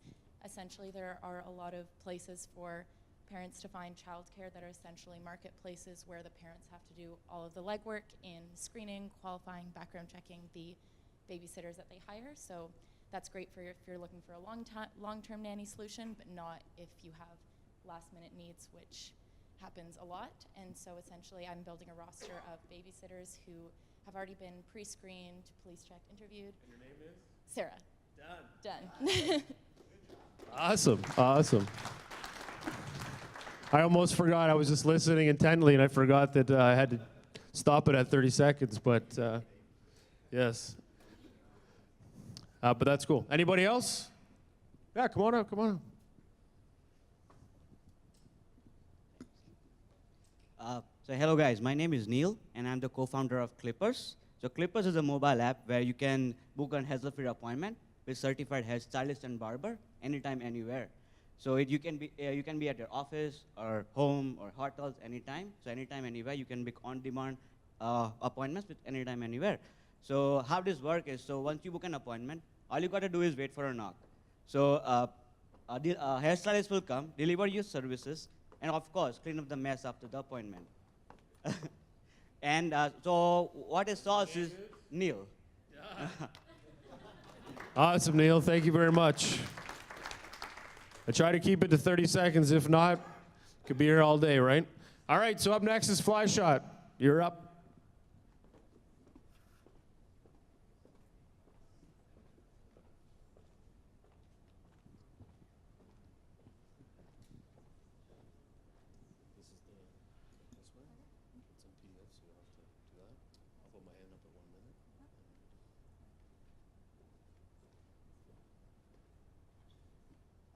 Hello, everyone. How's your evening going? Fantastic. So I'm going to jump right to it. Okay, so welcome to FlyShot. We drive mobile app revenue through influencer marketing. So the problem that we're solving, really clearly, is in an industry that is dominated by fraud. So mobile marketers now know that they pay about 120% more than they should for each app install. About 70% of all app installs have a lifetime value of under $10. About 1 in every 6 have a lifetime value of 0. So only 5.8% of all app users make purchases. These are extremely valuable users that are likely to spend over 20x more than the average user. So why do mobile marketers spend on driving app installs instead of driving on in-app purchases that are far more valuable, instead of spending on profitably dooming paid ad networks like Facebook or Google? Why not spend instead on virality boosting social influencers? Another industry that is also dominated by fraud is influencer marketing, where the main performance benchmark for each influencer is their engagement rate. Now, what is the engagement rate? It's an equation that calculates the number of likes plus comments over the number of followers per post. And me as an advertiser now knows that I can go online and buy 20,000 followers for $1,000 and fool an advertiser to pay me to sponsor the content. So this is where FlashShot comes in, where we allow influencers to drive in-app purchases simply, transparently, and at scale. So no more expecting users to remember promo codes at checkout or links in bio. And we allow mobile apps to select the best performing influencers based on conversion-focused KPIs. So no more assuming high engagement equal to high conversion, because it doesn't. So these are first in industry conversion-focused KPIs that we have now developed as a result of our technology, which is the conversion count, conversion rate, the transaction value, the total revenue driven by per influencer, the compensation, and we take their compensation as a ratio of their revenue and calculate the ROI, and the install count. Now note, across advertising, since the advent of TV, no advertiser has been able to calculate the revenue driven from one particular piece of advertising. Through mobile technology, we're able to do it. So this is how it works. So let's say this is an influencer, David. He's promoting the Bejeweled game, which has over 100 million daily active users by Electronic Arts. So he tells his 3.4 million fans on Instagram to screenshot his photo and install the Bejeweled game to get 50% off unlimited poker mode. So if his fans follow, they install the game, they immediately get this in-app alert, which are these modular alerts that you get inside every app that says, nice screenshot, you've unlocked 50% off this purchase thanks to David's promotion. So they click on buy, they have the option right there and then, and as they transact through the App Store, we record all the transactions back in our database, which is for the influencer, and, which is for the advertiser, sorry, and a very intuitive dashboard, which looks like this. So now we know that David drove exactly $5,920 worth of revenue for Bejeweled. He was paid $3,000, so his return on ad spend is about 97%, which is not that great compared to Koya, who essentially drove $61,000 and 68. That's meaning how granular we get in terms of the revenue that we drive for Bejeweled. She was also paid $3,000 and her return on ad spend was 3,000%. So now Bejeweled knows that the next time they want to drive or use an influencer, they pick Koya. And as a result, we give our advertisers such campaign reports. So now, for a period of 3 months, Bejeweled now knows that they drove $130,000 worth of revenue from using 7 influencers. The total cost of running the campaign was $47,000, where each influencer was paid $3K. The agency that they used, which we facilitated, was paid $5K, and as a subscription model, we earned $21,000 and $303 from that 3-month campaign. The profit, Bejeweled's profit in this case was $81,000. They got 28,000 new installs, which we don't even charge them for, and now they know Koya and Valeria are their best performers. So coming to the key technology over here, where influencers are great, but what the technology does is that it hashes in-app purchase or in-app transaction data inside the image itself, along with other data points. We're really able to do this for any image. We're choosing influencers right now because they have the reach to drive the data.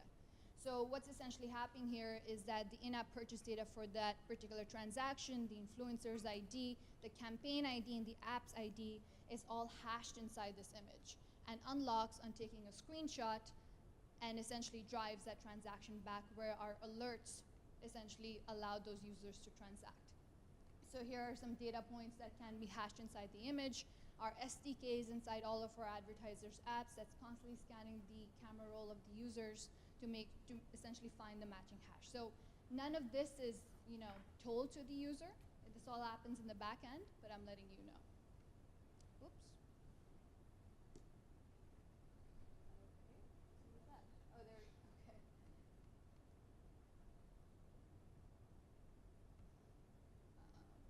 That's weird.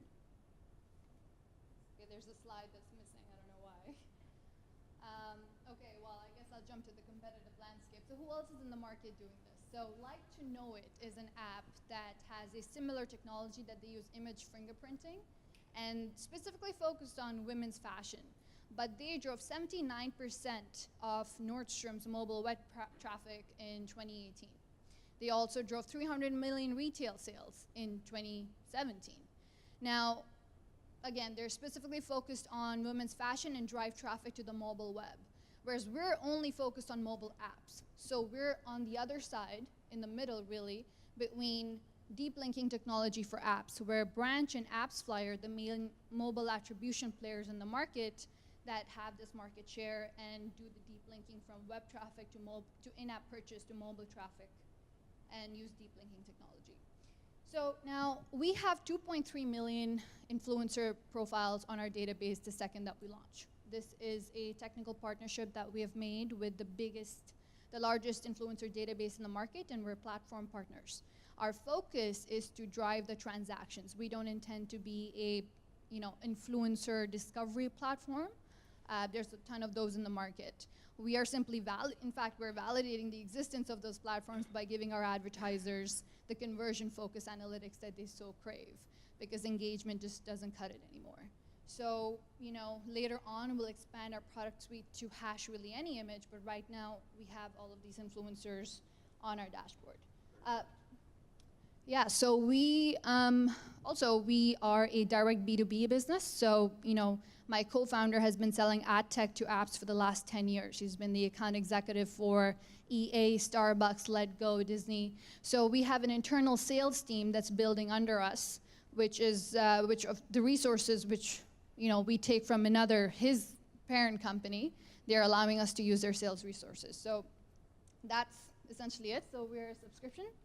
You have to cut me off? Yeah, you got 10 seconds. Okay, so we charge subscriptions per month, ranging from $7.99 to $4,500 based on the app's monthly active users.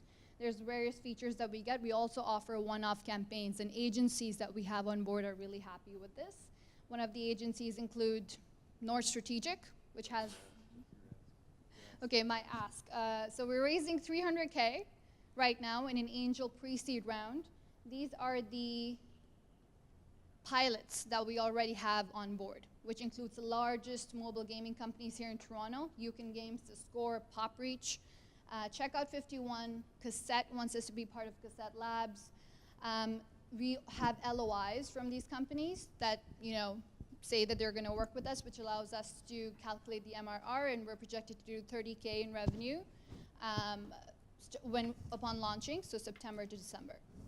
Perfect. Sorry, I got to cut you off. You're 2.5 minutes past time, so I've given you a big lead there, but thank you. All right, who wants to jump in? Kabam. Hi. So I actually, there's a whole bunch of questions, but you just ran out of time. So I really like what you're talking about, and I think you have the right DNA. You seem to understand the marketplace intimately and how to execute. I like your pilots. Need a lot more detail on your rev model, how you're scaling. Like to hear more about customer acquisition costs, lifetime value of your customers. You talked about the 300K. Need to know what return am I going to expect, and within what a period of time do you see that takeout occurring, and who would be the likely candidate? But I really like what you talked about. I think your business has the potential for scaling quite quickly.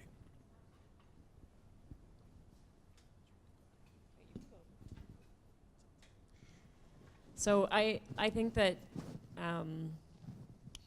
all of that, I agree with all of that feedback. I think in terms of the numbers, you did run out of time, so I know you're already flipping to slides to be like, I was gonna say that, and here's this part. So my feedback is really then just gonna be on the presentation. And I think when you know how much time you have, it is all about hitting those key points at the right times. And these guys know that they need to get straight to the number. So for me, in a limited amount of time, because your company, it's very, like there's a lot of complicated parts to it. First of all, it's technology that if you're not in this field, you wouldn't understand how it works. So a really fast demo of like, maybe even it's a moving, you know, sort of like a screen capture of how it works, I think would help you from having to talk through it, and people can just see it really quickly. Okay, I get it, and I understand why that's a difficult thing to do. And then getting into some of these numbers. And so, I mean, I've done pitches where I had 90 seconds to, you know, you have 10 minutes sometimes. And sometimes you think you have 10 minutes and they get a phone call in the middle of it.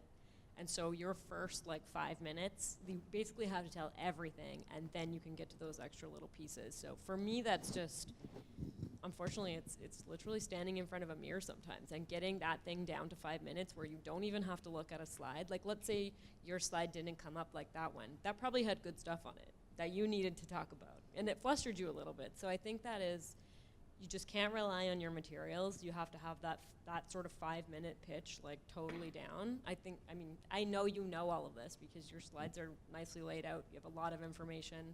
You didn't get to it all. So for me, it wasn't, you know, necessarily what you were missing, but just polishing that presentation to be able to do it on the fly, literally on a plane beside somebody. Like, you know, you have to have it down, but you'll get there. You did an extraordinary job, and you had time and slides and things. So I think you'll do really well. 10-second response. Love the fact you use metrics. Yeah. Less product metrics, more investor metrics. You're good to go. Perfect. Thank you very much. Here you go. Questions? All right. How much money is being spent on influencers at the moment? Over $1 billion. And how much of it can they prove was useful? At the moment, none. One sec.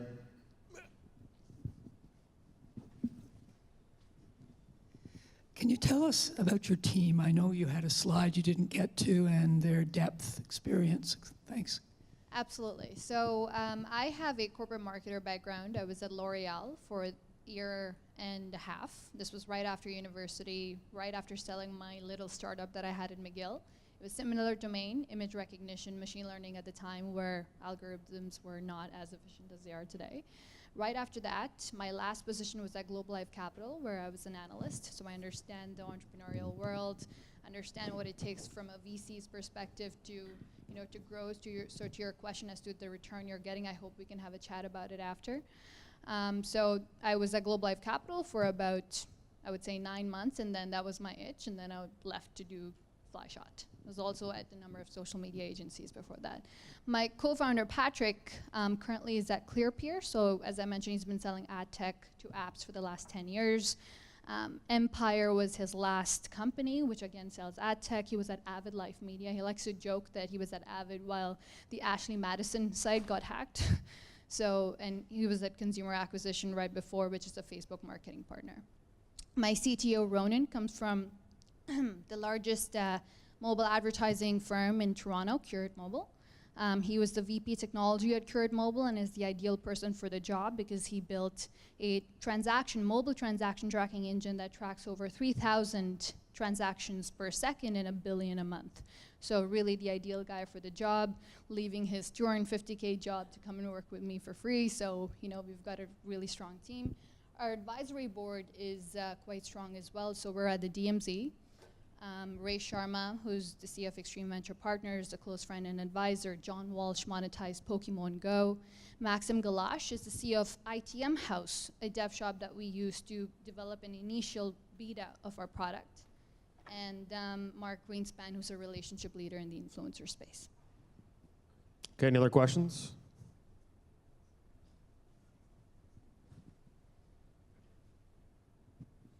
Yes, hi. I was reading an article recently about influencers, and the journalists sort of came to the conclusion that there's a very, very tiny minority of them that really influence people, and that people who buy influence are gearing more towards them instead of the medium ones that maybe have like 10 or 15 or 20,000 followers. They're looking more for people who have millions of followers, and that's just a tiny portion. So how do you address that? Absolutely. So we've created an algorithm that ties someone's engagement rate, which again is the predominant benchmark that allows these advertisers to tell how many people are engaging with these people's content. And that's what they think, that's what makes them think, that makes micro-influencers that have these lower followings, like you said, more efficient at selling through. They tend to have a higher engagement rate. But again, it doesn't tell you how much that person actually converted. And that's the dollar value figure that's missing from the equation. So we have a compensation algorithm where if the advertiser says, I want to spend $1,000 on an influencer, we'll let you know what is their follower reach that they can expect to pay for. And we have an algorithm that makes sure that, let's say 97% of that person's follower are real. So we have a verification method included as well. So, it really depends on what the advertiser is willing to pay.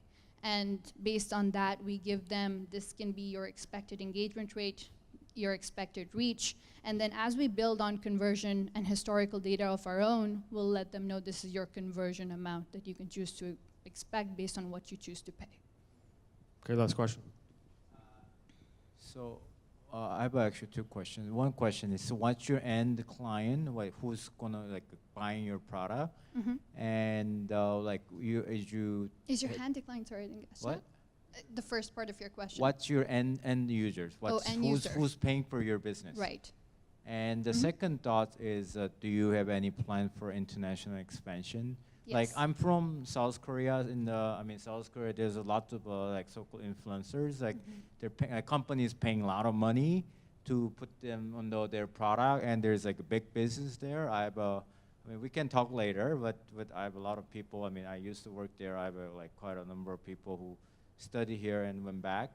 So that's my two questions.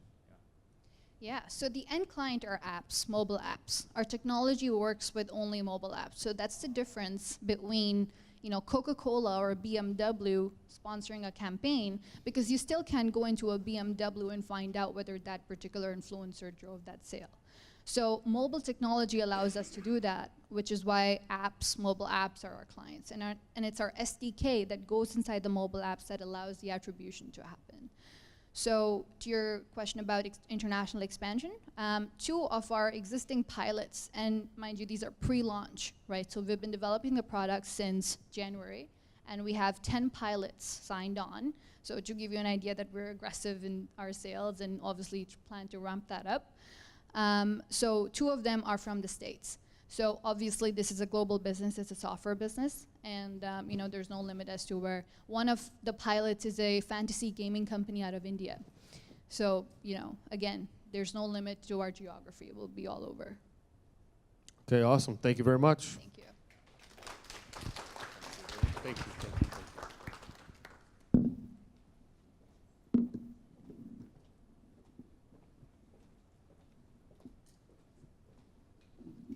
Okay, Maktab, you're up.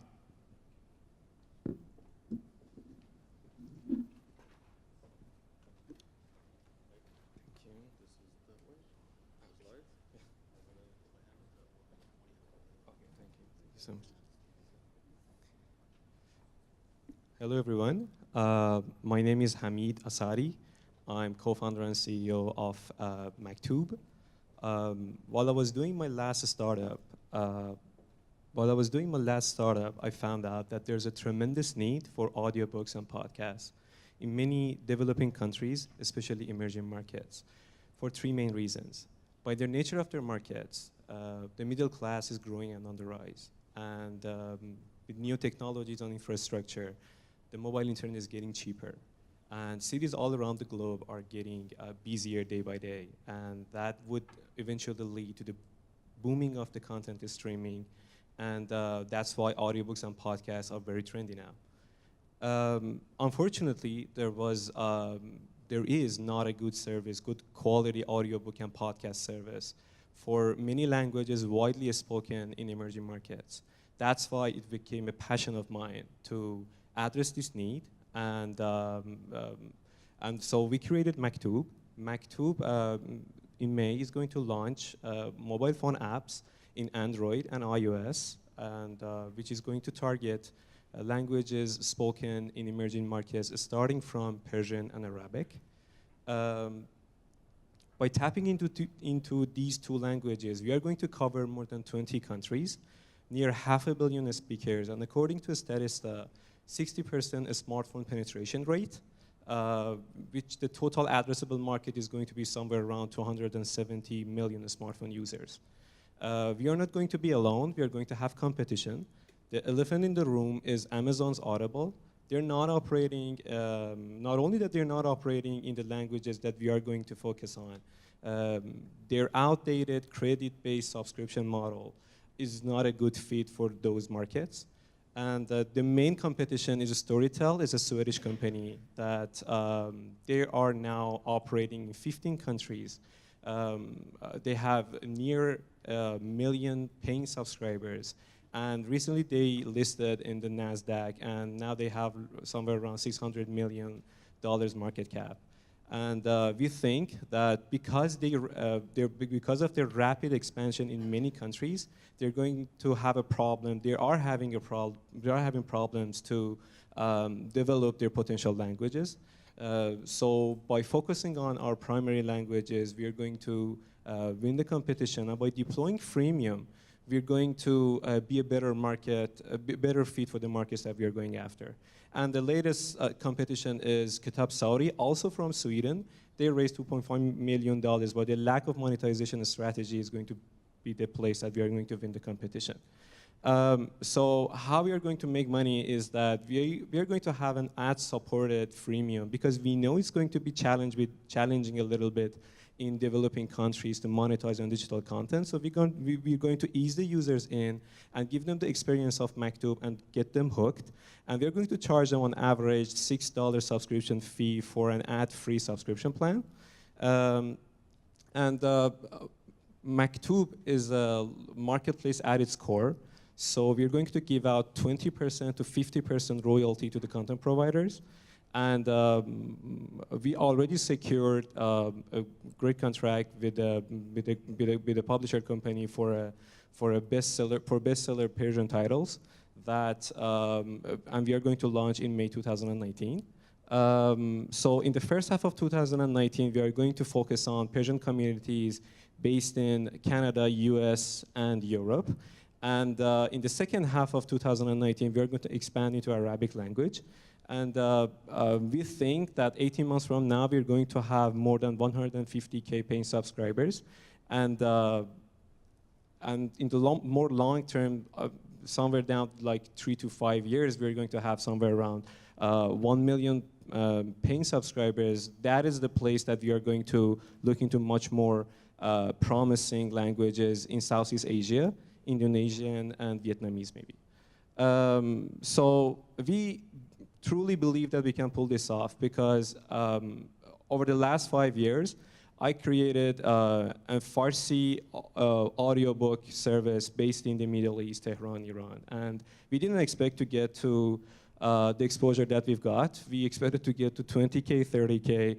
But after just 3 years, we got to 1 million listeners. And now we have like somewhere around 300,000 paying subscribers. We raised $1.3 million from European investors. And now we have the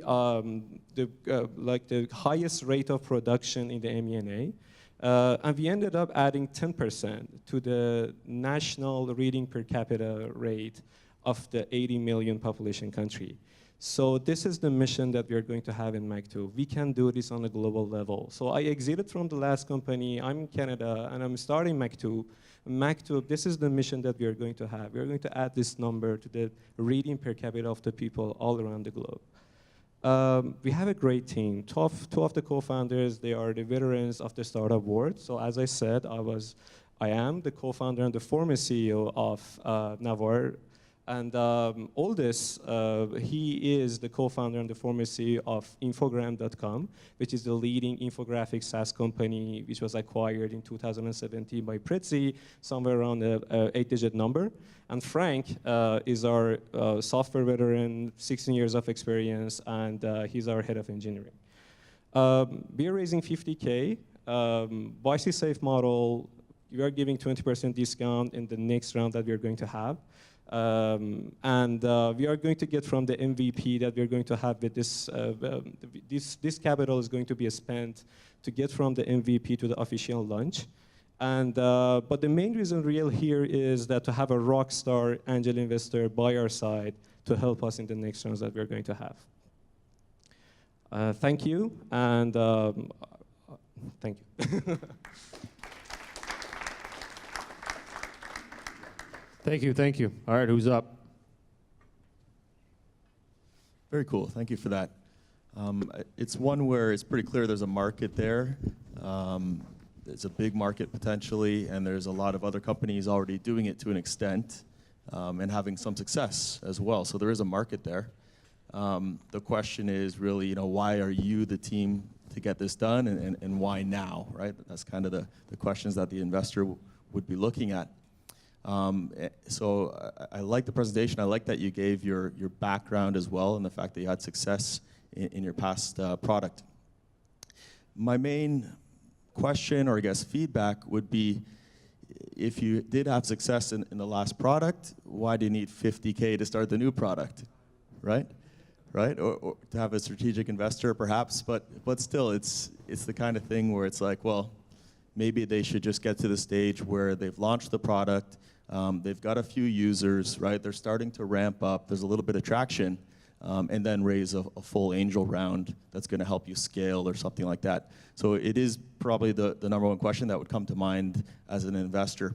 And then ultimately, for this kind of business, the saying is, it's fine if you're not the first mover or even the second mover, but you want to be the last mover, right? So this is the kind of thing where you're really going to have to ramp it up, scale it aggressively, and actually raise quite a lot of money to beat those other guys, some of which are already publicly traded. So I would focus on that in terms of your future plans, how you're going to get big, fast, and of course the financing that would need to come with that ultimately. Thanks.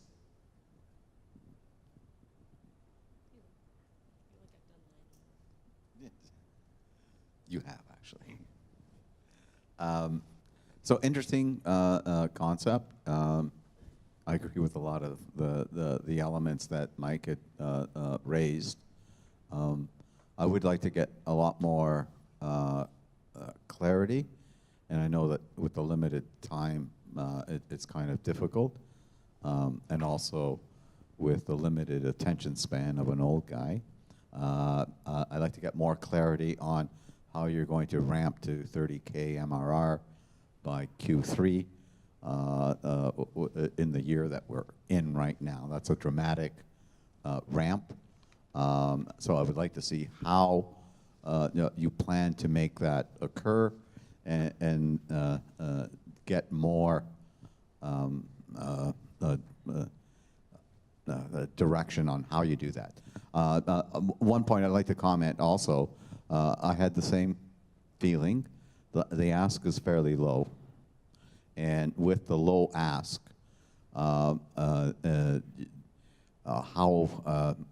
investors will always ask the question, well, if you've been so successful, not only yourself, but the rest of your team, why not just self-fund it, do a friends and family round to cover that off?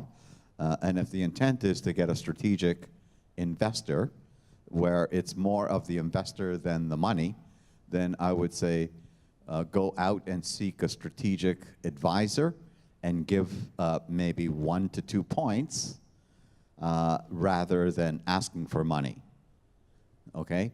And look at it from that approach. And in fact, that may really dramatically increase your credibility from the investment community, because it's not just you and your background that's coming in. Look at this individual that felt this was so important, that wanted to be a part of the team in an official manner, and in lieu of that, we're going to provide a modest return for them. So consider that, which may, in fact, accomplish what you want to achieve without the money aspect attached to it. Perfect. Thank you. What? No, I'm super interested in it. That's why I have a question. So I love listening to podcasts and, you know, the old school like books on tape, but is it all new content made in those languages, or are you having other like existing catalogs of stuff translated? I guess maybe I glossed over that. Having listened. No, I didn't say it, so that is my problem. It's just like you always find out in these kind of markets that there are audio publishers, that they have a certain rate of production, but it's very low. So what we do, we go there, get their right, put it on the platform, and we just enable them with the working capital to just start to produce a lot more like titles and podcasts. And the other aspect to it is that what was the second part of the question?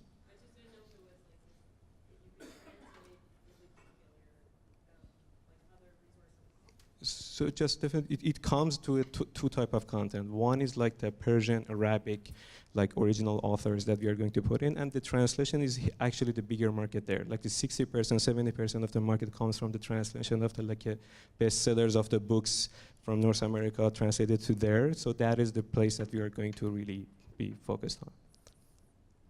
Okay. Anybody else? Questions? And just as a quick question, I know you mentioned that your first market is US and Canada, right? Sure. I'm basically getting a hard time to figure out as a content producer, right? Why would I choose your platform versus, YouTube Premium, Spotify, Amazon Audio? Because the platform is not a problem today. Because we are focusing on Persian language, right? So we have exclusive content. So that is the power of the mainly SEO of the go-to-market strategy. There is going to be the search that the people are already doing on the titles. So we have exclusive contents and they come to the platform that we have. Okay, but from a content producer perspective, why would I choose, for example, Maktub versus Spotify?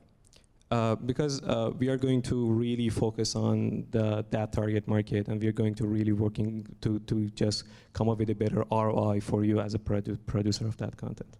Thank you. Mainly is the laser focus that we are going to have. Thank you. I'm curious as to how much it costs to have a typical bestseller translated and how long it takes. It depends that where are you producing that audiobook. If you are producing in the respective countries, for example, Arabic language audiobook based, for example, in Lebanon, is going to be somewhere around $300 and $500. It's not going to be so much. If the whole process of translating it and going to the studio, give it to sound engineering, come up with the editing and stuff, is going to come up roughly around $500. But if you want to do it in Canada, it's going to be somewhere to $2,000 to $3,000. So it really depends on the place that you are going to produce that audiobook. Follow-up question. How many books do you need in your inventory to make this an interesting opportunity for customers? Very good question. In the specific languages that they don't have now that long tail of content that they need to come up with a good subscription offering, it's somewhere around 500 to 1,000. It's a good start, and just keeping good start with some kind of a discount and keep on with just adding to the inventory. So you're going to face with early adapters, and those early adapters, you're going to keep them entertained with new titles, and just to get to, if you get to 5,000, 6,000, this is usually the place that these big brands announce that market as kind of a broke-even market. Okay, perfect. Thank you very much. That was good. Thank you. Thank you.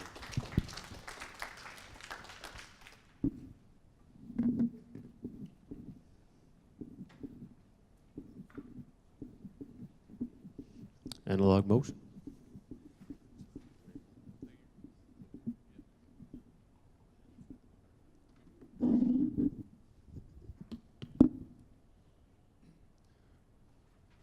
Okay, hello everyone. My name is Keenan. I am the founder of Analog Motion, and the inventor of the Puppetmaster motion capture system.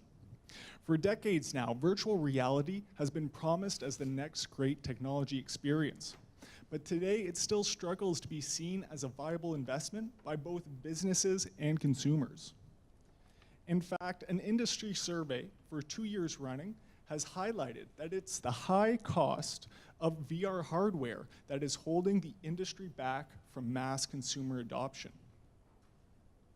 The high cost of VR can be seen by the high-performance desktop that you need, by the expensive peripheral equipment, and what about the space? You practically need a whole living room dedicated to VR. I'm here today because Analog Motion has the solution to this problem. But first, I need to tell you about a different form of VR that consumers are flocking to precisely because it's so cheap and accessible. Smartphone-powered VR are cheap plastic units you can buy for $20 to $30. They use your smartphone as the viewing screen, and using the built-in accelerometer, you can look around a 3D space for a passive VR experience. This is significant because smartphone-powered VR accounts for almost 70% of the hardware shipments in the industry. And also, a business intelligence report has concluded that it's going to be smartphone VR that is going to see the biggest growth in adoption over the next 5 years. So we can see here that the solution to overcoming the barriers to mass consumer adoption lies in providing the immersive experience that can currently only be found on expensive desktop systems to provide that on the smartphone platform. The Puppetmaster motion capture system does exactly that. We are developing a small device, here represented by this paperclip, that is wearable. It connects to your smartphone over Bluetooth, and it tracks the movements of your hands and arms to allow for a fully immersive yet portable VR experience. Our product is affordable, it is portable, and it provides uninterrupted full-range tracking, unique to other competitors, even their latest products. The Puppetmaster motion capture system aims to dramatically reduce the barrier to entry for fully immersive VR for the nearly 2.7 billion smartphone users worldwide. And also, companies and businesses with VR software in development or in the works will have a chance to access the nearly $10 billion that are spent on mobile gaming in North America alone. So our business model is to sell the Puppetmaster hardware at an estimated 500% markup with a regular new release schedule. But also more importantly, we will sell an SDK to developers and businesses on a subscription-based model, and where a premium will be charged for access to the sizable smartphone market. Our technology is patentable, and due to its unique qualities, it's resilient to infringement. Now, unfortunately, I can't tell you exactly how it works right now or even show you what it looks like, but I can share with you our progress up to date. A proof of concept prototype has been built and reviewed by Durham College with funding that has gone towards hiring a professor and student team that are currently working on the next iteration of a functional prototype. Also, a team of students have been put together that are currently working on a software tie-in meant to demonstrate the strengths of the Puppetmaster system. And we've also reached out to these organizations that are help furthering our business development. So going forward, we're looking to complete the patent process in order to protect the IP and also strike partnerships with industry players who could benefit financially from this system. Beyond that, we'd look at a second stage of funding to help deliver on our partnerships and also prepare for a public release. And hopefully this will lead us to our exit strategy, which is to sell or license the IP to an established third party. Now, if you want to be a part of this exciting opportunity to bring virtual reality to the masses through an affordable motion tracking system on the smartphone platform, the key to a segment of a nearly $10 billion North American mobile gaming industry, then today we are offering equity in our company in exchange for $100,000. Thank you. Perfect. Nice work. Who's up? Hey, Keenan. How you doing?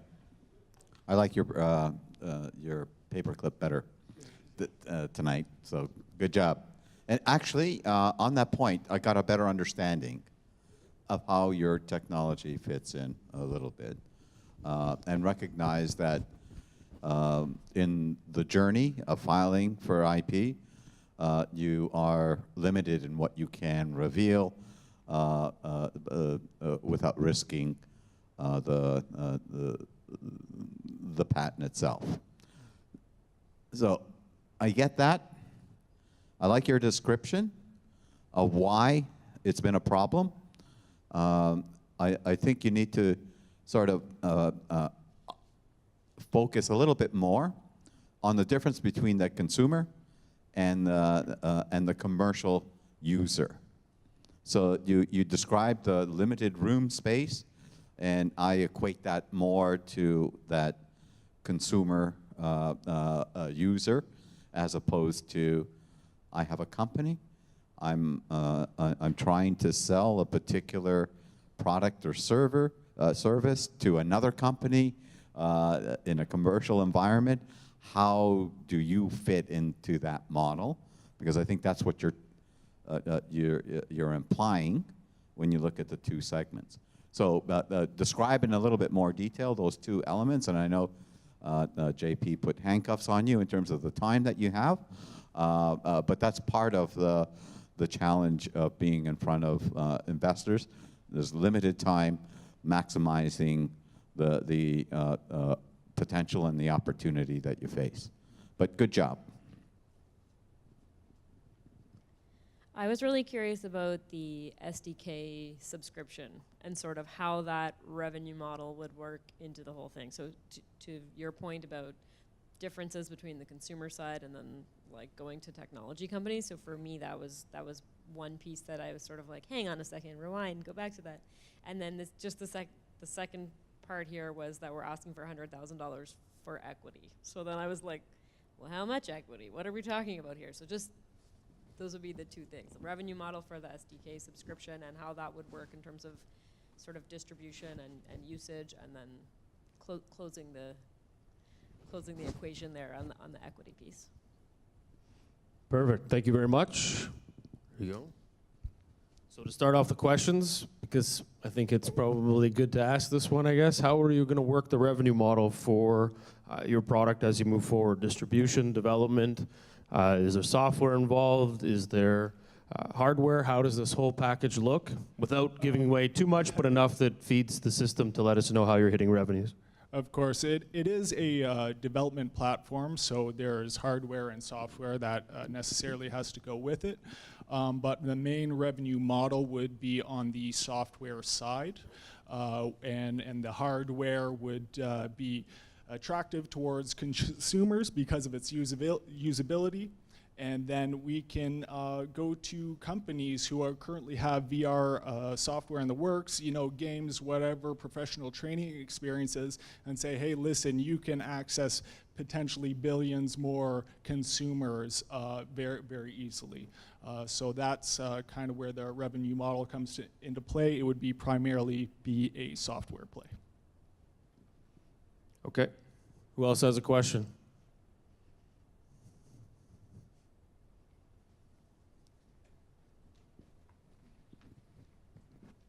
Yes, hi. So what are your plans for hardcore gamers that want to play Doom or play, you know, and do you plan any partnerships with people like Valve or Epic or, you know, that sort of things? Good question. Thank you for that. Absolutely. I'd love to have those conversations with companies exactly like that. I can't tell you exactly how the system works, but one of the benefits is the reliance on the motion tracking data. So this is going to appeal to hardcore gamers and potentially create a space where even VR can move into the esports area, because you have very high confidence in the tracking of your arms and hands are being recorded and pushed accurately. Thanks. This SDK, and I know everything's kind of working in progress, but do you have to build an application around it, or can you use it in concert with an established application through APIs that you're already familiar with? Yes, the API route. This is not tied to any one specific application. You can take existing VR experiences and port them over to this system very easily. And that's where the SDK would come into play, where developers can include our software package in their builds and be able to launch their product on our platform. Very cool. Last question. In the next 6 to 8 months, what are you planning to do? What is your #1 goal, and what are you trying to achieve with it? Next 6 to 8 months. Right now, the priority is to getting a second prototype up and running, so I can actually show people like yourself what's going on. But also, kind of tying into that is that we are looking to continue filing the patent, so I can protect the IP as I push this technology into the public sphere and push the rounds of investment. Okay, very cool. Thank you very much. Thank you.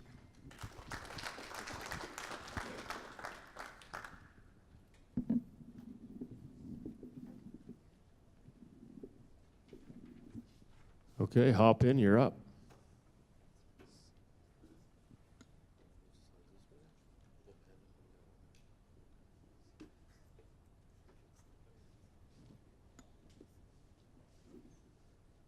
So before I start, I just want us all to think about something. We all have, or we do, commute to work on a regular basis. And don't lie to yourselves. I know everybody has done it. One thing, though, is that we all experience the same problems with the commute. We've all seen traffic delays. We've all had somebody pull an emergency alarm on a train because they had a headache all of a sudden. And a good number of you, at least a third of you in this room, statistics will show, have thought about or have already quit a job because of a bad commute. And this should never be a reason for quitting your jobs. We're here to help. My name's Eric, and I'm the CEO and co-founder of Hop In, the better way to commute. So Hop In is an enterprise-level carpooling and shuttle service that's tackling one of the #1 reasons people leave their jobs, a bad commute. 1 hour each way, every single day. These are the commuting times that we face on a regular basis. They lead to stressful and lengthy commutes with tricky and unreliable connections to mass transit. Not to mention, if you drive, those rising fuel costs, and I think they're set to rise again in the next couple of weeks. This is especially a pain point for 18 to 34-year-olds who cite a bad commute as one of the primary reasons for leaving their jobs. And so now employers are left desperate to retain their young talent. Here's how Hop In solves that. For commuters, we offer carpooling solutions to help them get from home to mass transit, and shuttle solutions to help the employees, the same commuters, get from mass transit to work. These services help the employers by allowing them to track and improve punctuality in the workplace while boosting employee wellness. You get to work happier and ready to be productive. The results would be money saved and talent acquisition and retention improved. All of this wrapped into web and mobile app for us. In North America alone, there are about 345,000 corporations that fit our ideal profile. Again, everybody commutes. It's a seemingly endless pool for us. Our ideal profile would be medium to large size enterprises located in office parks or industrial parks outside of metropolitan areas and away from that mass transit access that Torontonians get to have. So in the USA and Canada alone, it's a $100 billion market. Now, it's very good to be forward thinking that way, but if we look more introspectively, It's a $7 billion market in Ontario, and in York Region alone, a $600 million market and growing. There's tons of economic expansion happening in the York Region right now, and they need help getting to work. When you're running a marketplace business like this, the real key to success and defensibility of your model would be relationship building. Most of our competitors are going after the consumer rideshare market, but we're not. What we are doing is going after individual clients at an enterprise level. Key players are already helping us develop relationships, and we're able to optimize these channel partners that we're getting with our considerable years of experience in building and maintaining those corporate level relationships. Now, we're all familiar with Uber and Lyft. We know that they own the consumer ride-sharing market right now. We also know that they've been running pilots with Innisfil, Ontario, and USC in California, respectively. But it's been a number of years, and neither of them is showing any indication as to moving towards an enterprise offering. Then we have programs like Smart Commute, the public sector attempt to solve this problem. This program in particular has been around for about a decade, though, and lacks any widespread adoption. We have smaller companies like Rideco, Somo, FaceDrive, InstaRide, to name a few, that are just in direct competition with Uber and Lyft. But what we're doing is going after the underserved part of the market, the medium to large size enterprises, 100+ employees, outside of metropolitan cores. This allows us to differentiate ourselves from the smaller competition while avoiding direct confrontation with those larger players.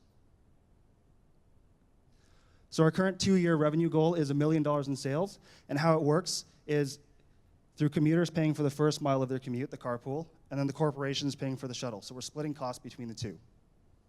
We've already started to see traction, as we'll be starting our first pilot with a packaging company in Markham in May. We're also in talks with 2 multinational corporations right now, along the long list of leads that we have of medium-sized enterprises. The way it works for us is Hop-In collects 10% commissions from the carpools and a 33% profit margin from the corporate shuttle service. And that sees an average cost to employers of about $80 per employee per month, or $2 per employee per ride. Here you can see our roadmap to $1 million in sales. There's 3 phases: the pilot, the regional rollout, which will see onboarding 10 corporate clients, and the Canada-wide rollout in June of 2020, where we'll be onboarding 25 corporate clients. But by mid-May, we'll have run 50 rides, have 1 company fully onboarded, and a multinational in the pipeline ready to commit. This should carry us to January of 2020, where we'll be raising a seed round. Our team across the board has experience in front and back end development, data analysis and collection, marketing, B2B sales, account management, and public relations, both government and corporate. We really want to be one of those P3 companies to connect the entire marketplace. So our ask would be connections to any companies that do fit our ideal profile, and we're also in the process of raising $100,000 in investment for growth and product development. So to date, we've raised $40,000 of that from friends and family, and the money goes towards hiring and scaling a team, marketing and sales, and I got cut off, but technology and software. We need to be able to hire and grow the team to be able to service a lot of these larger companies. And the technology and software is because we are dealing with sensitive information, data collection, so we want to ensure that the back end is secure. We know what our platform can do for enterprise level clients, but what we're most excited for is really to be able to change the way that all of you live your everyday lives. We're Hop-In, the better way to commute. Thank you. Perfect, thank you. Who's up? Great presentation style. I really like that. Yeah, very engaging. It's a very clear problem. I think no one would debate that. And it's something that's getting worse as the congestion gets worse. I think you've taken a unique approach here by going after enterprises as opposed to consumers. It seems like no one's done that yet, so there could be some blue ocean there, but there could also be some challenge in getting those guys signed up. At the end of the day, it seems like it's going to be an enterprise sales play, and you're going to have people that are able to sign up organizations and find the right people in the organization that's willing to listen to you and has the budget for this sort of thing, especially if it's a new sort of thing. And that, of course, takes money to hire people and pound the pavement and scale. The one thing that, because of that, the one thing that I think you could show a little more of is the actual unit economics of the business, and specifically why the companies would buy it and the ROI specifically that they're getting in sort of a hard numbers case, as opposed to, you know, employees arriving on time and that productivity, but with some actual examples. And that's the kind of thing where you could actually take one of those examples as your actual use case, and then use it, of course, to sell to the other organizations in an enterprise sales model. So I think narrowing down on does that actually work on the unit economics, and is there a big benefit for the business? If you prove that's true, then push, and get it done. Thanks.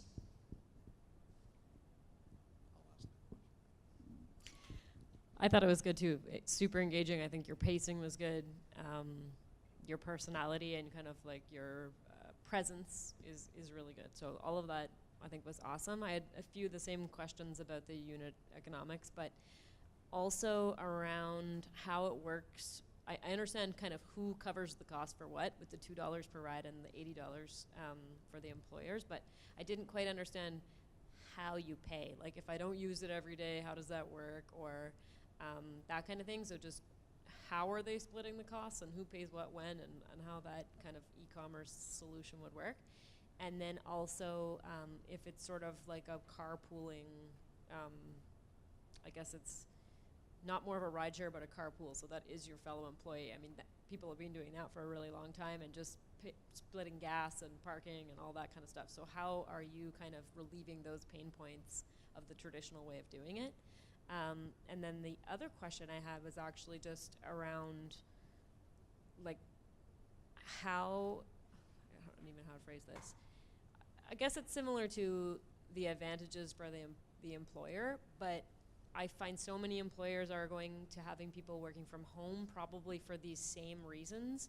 So maybe a cost analysis based on not just like, sometimes you do need to be in the office, maybe it's not every day, but maybe there's some productivity studies or something that say like, instead of just having everybody work from home, you actually do need to get them there, and so this is a solution for that. It's along the same lines of that problem, but there's so many companies, I think for this exact reason, less overhead and rent and people not having to commute means they have like really good employees that don't ever have to come in, but there's a certain amount of work that just has to get done together in the same place. So I think that's another strong selling point for your... Can I just ask one fundamental question? I like your value proposition in terms of the carpooling and everything like that. But one question I'm a bit, and maybe I just missed it. How does this really solve the commute time? Because really, if I'm 1 hour away, whether I share with my colleagues or whether I do it on my own, I'm still 1 hour away. And I'd like to get my place of employment as close as possible to me, rather than me going to them. So alternatives like work from home, all of those initiatives, I get. So that's just the one area that I'm missing.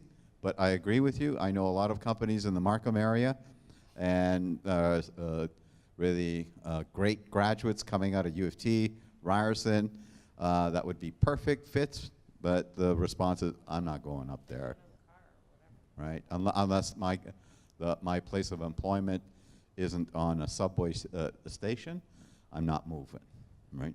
So there's two parts to that answer. The first would be that the majority of the time is actually spent even just waiting for the bus to get you to the mainline transit. Once you get to mass transit, it's easy, right? The GO train or something.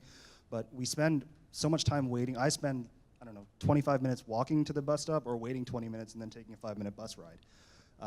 Not to mention the cost is quite high, especially for the Vivas if you are in Markham. We're a Y-Space company, actually. The second part would be the overarching problem, which is York region I mentioned is in a time of economic expansion.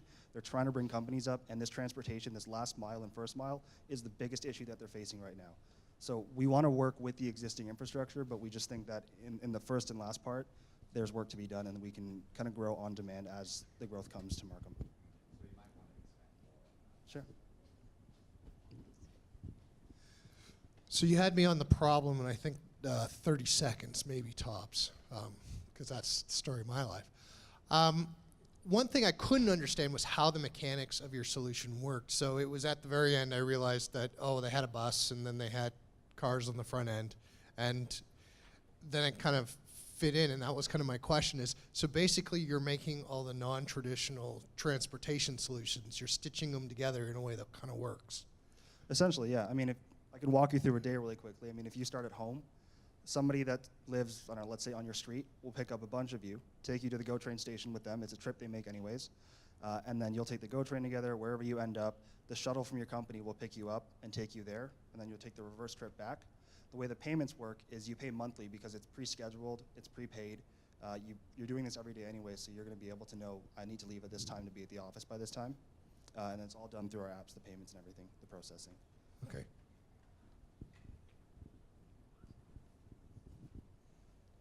I think I need a foam ball, and I'll just throw the mic to everybody. Have you ever thought of like working with the government, like in your regions? We're actually in talks right now with some government bodies. I just can't say who right now, sorry. Do you want me to tell them? If you know. Just kidding. Do you have any data on the distribution of commuters in relation to any one particular corporation, so that you know, you gave an example of two people living on the same street. Do you have any sense if that's a reality in what is a very spread out GTA? Thank you. So we have that more in relation to the GO train stations and which ones they'll be going to, but in terms of the companies, that's what we need to do for our data collection is when we get into the companies, we start to collect and see what the groupings are like from a geographic standpoint. And eventually when we build up this network and this marketplace and we get our strongholds in certain industrial parks, we can actually start to put together bigger groups of carpools and take a look at that data. So does that allow you to do, and I can't remember the name of it, but it's a tour bus in Europe and everywhere else, and you just jump and go, like that bus that you can jump on, and because you'll be able to use the offsetting lane, which is the only lane that people can really drive in because every other one is busy.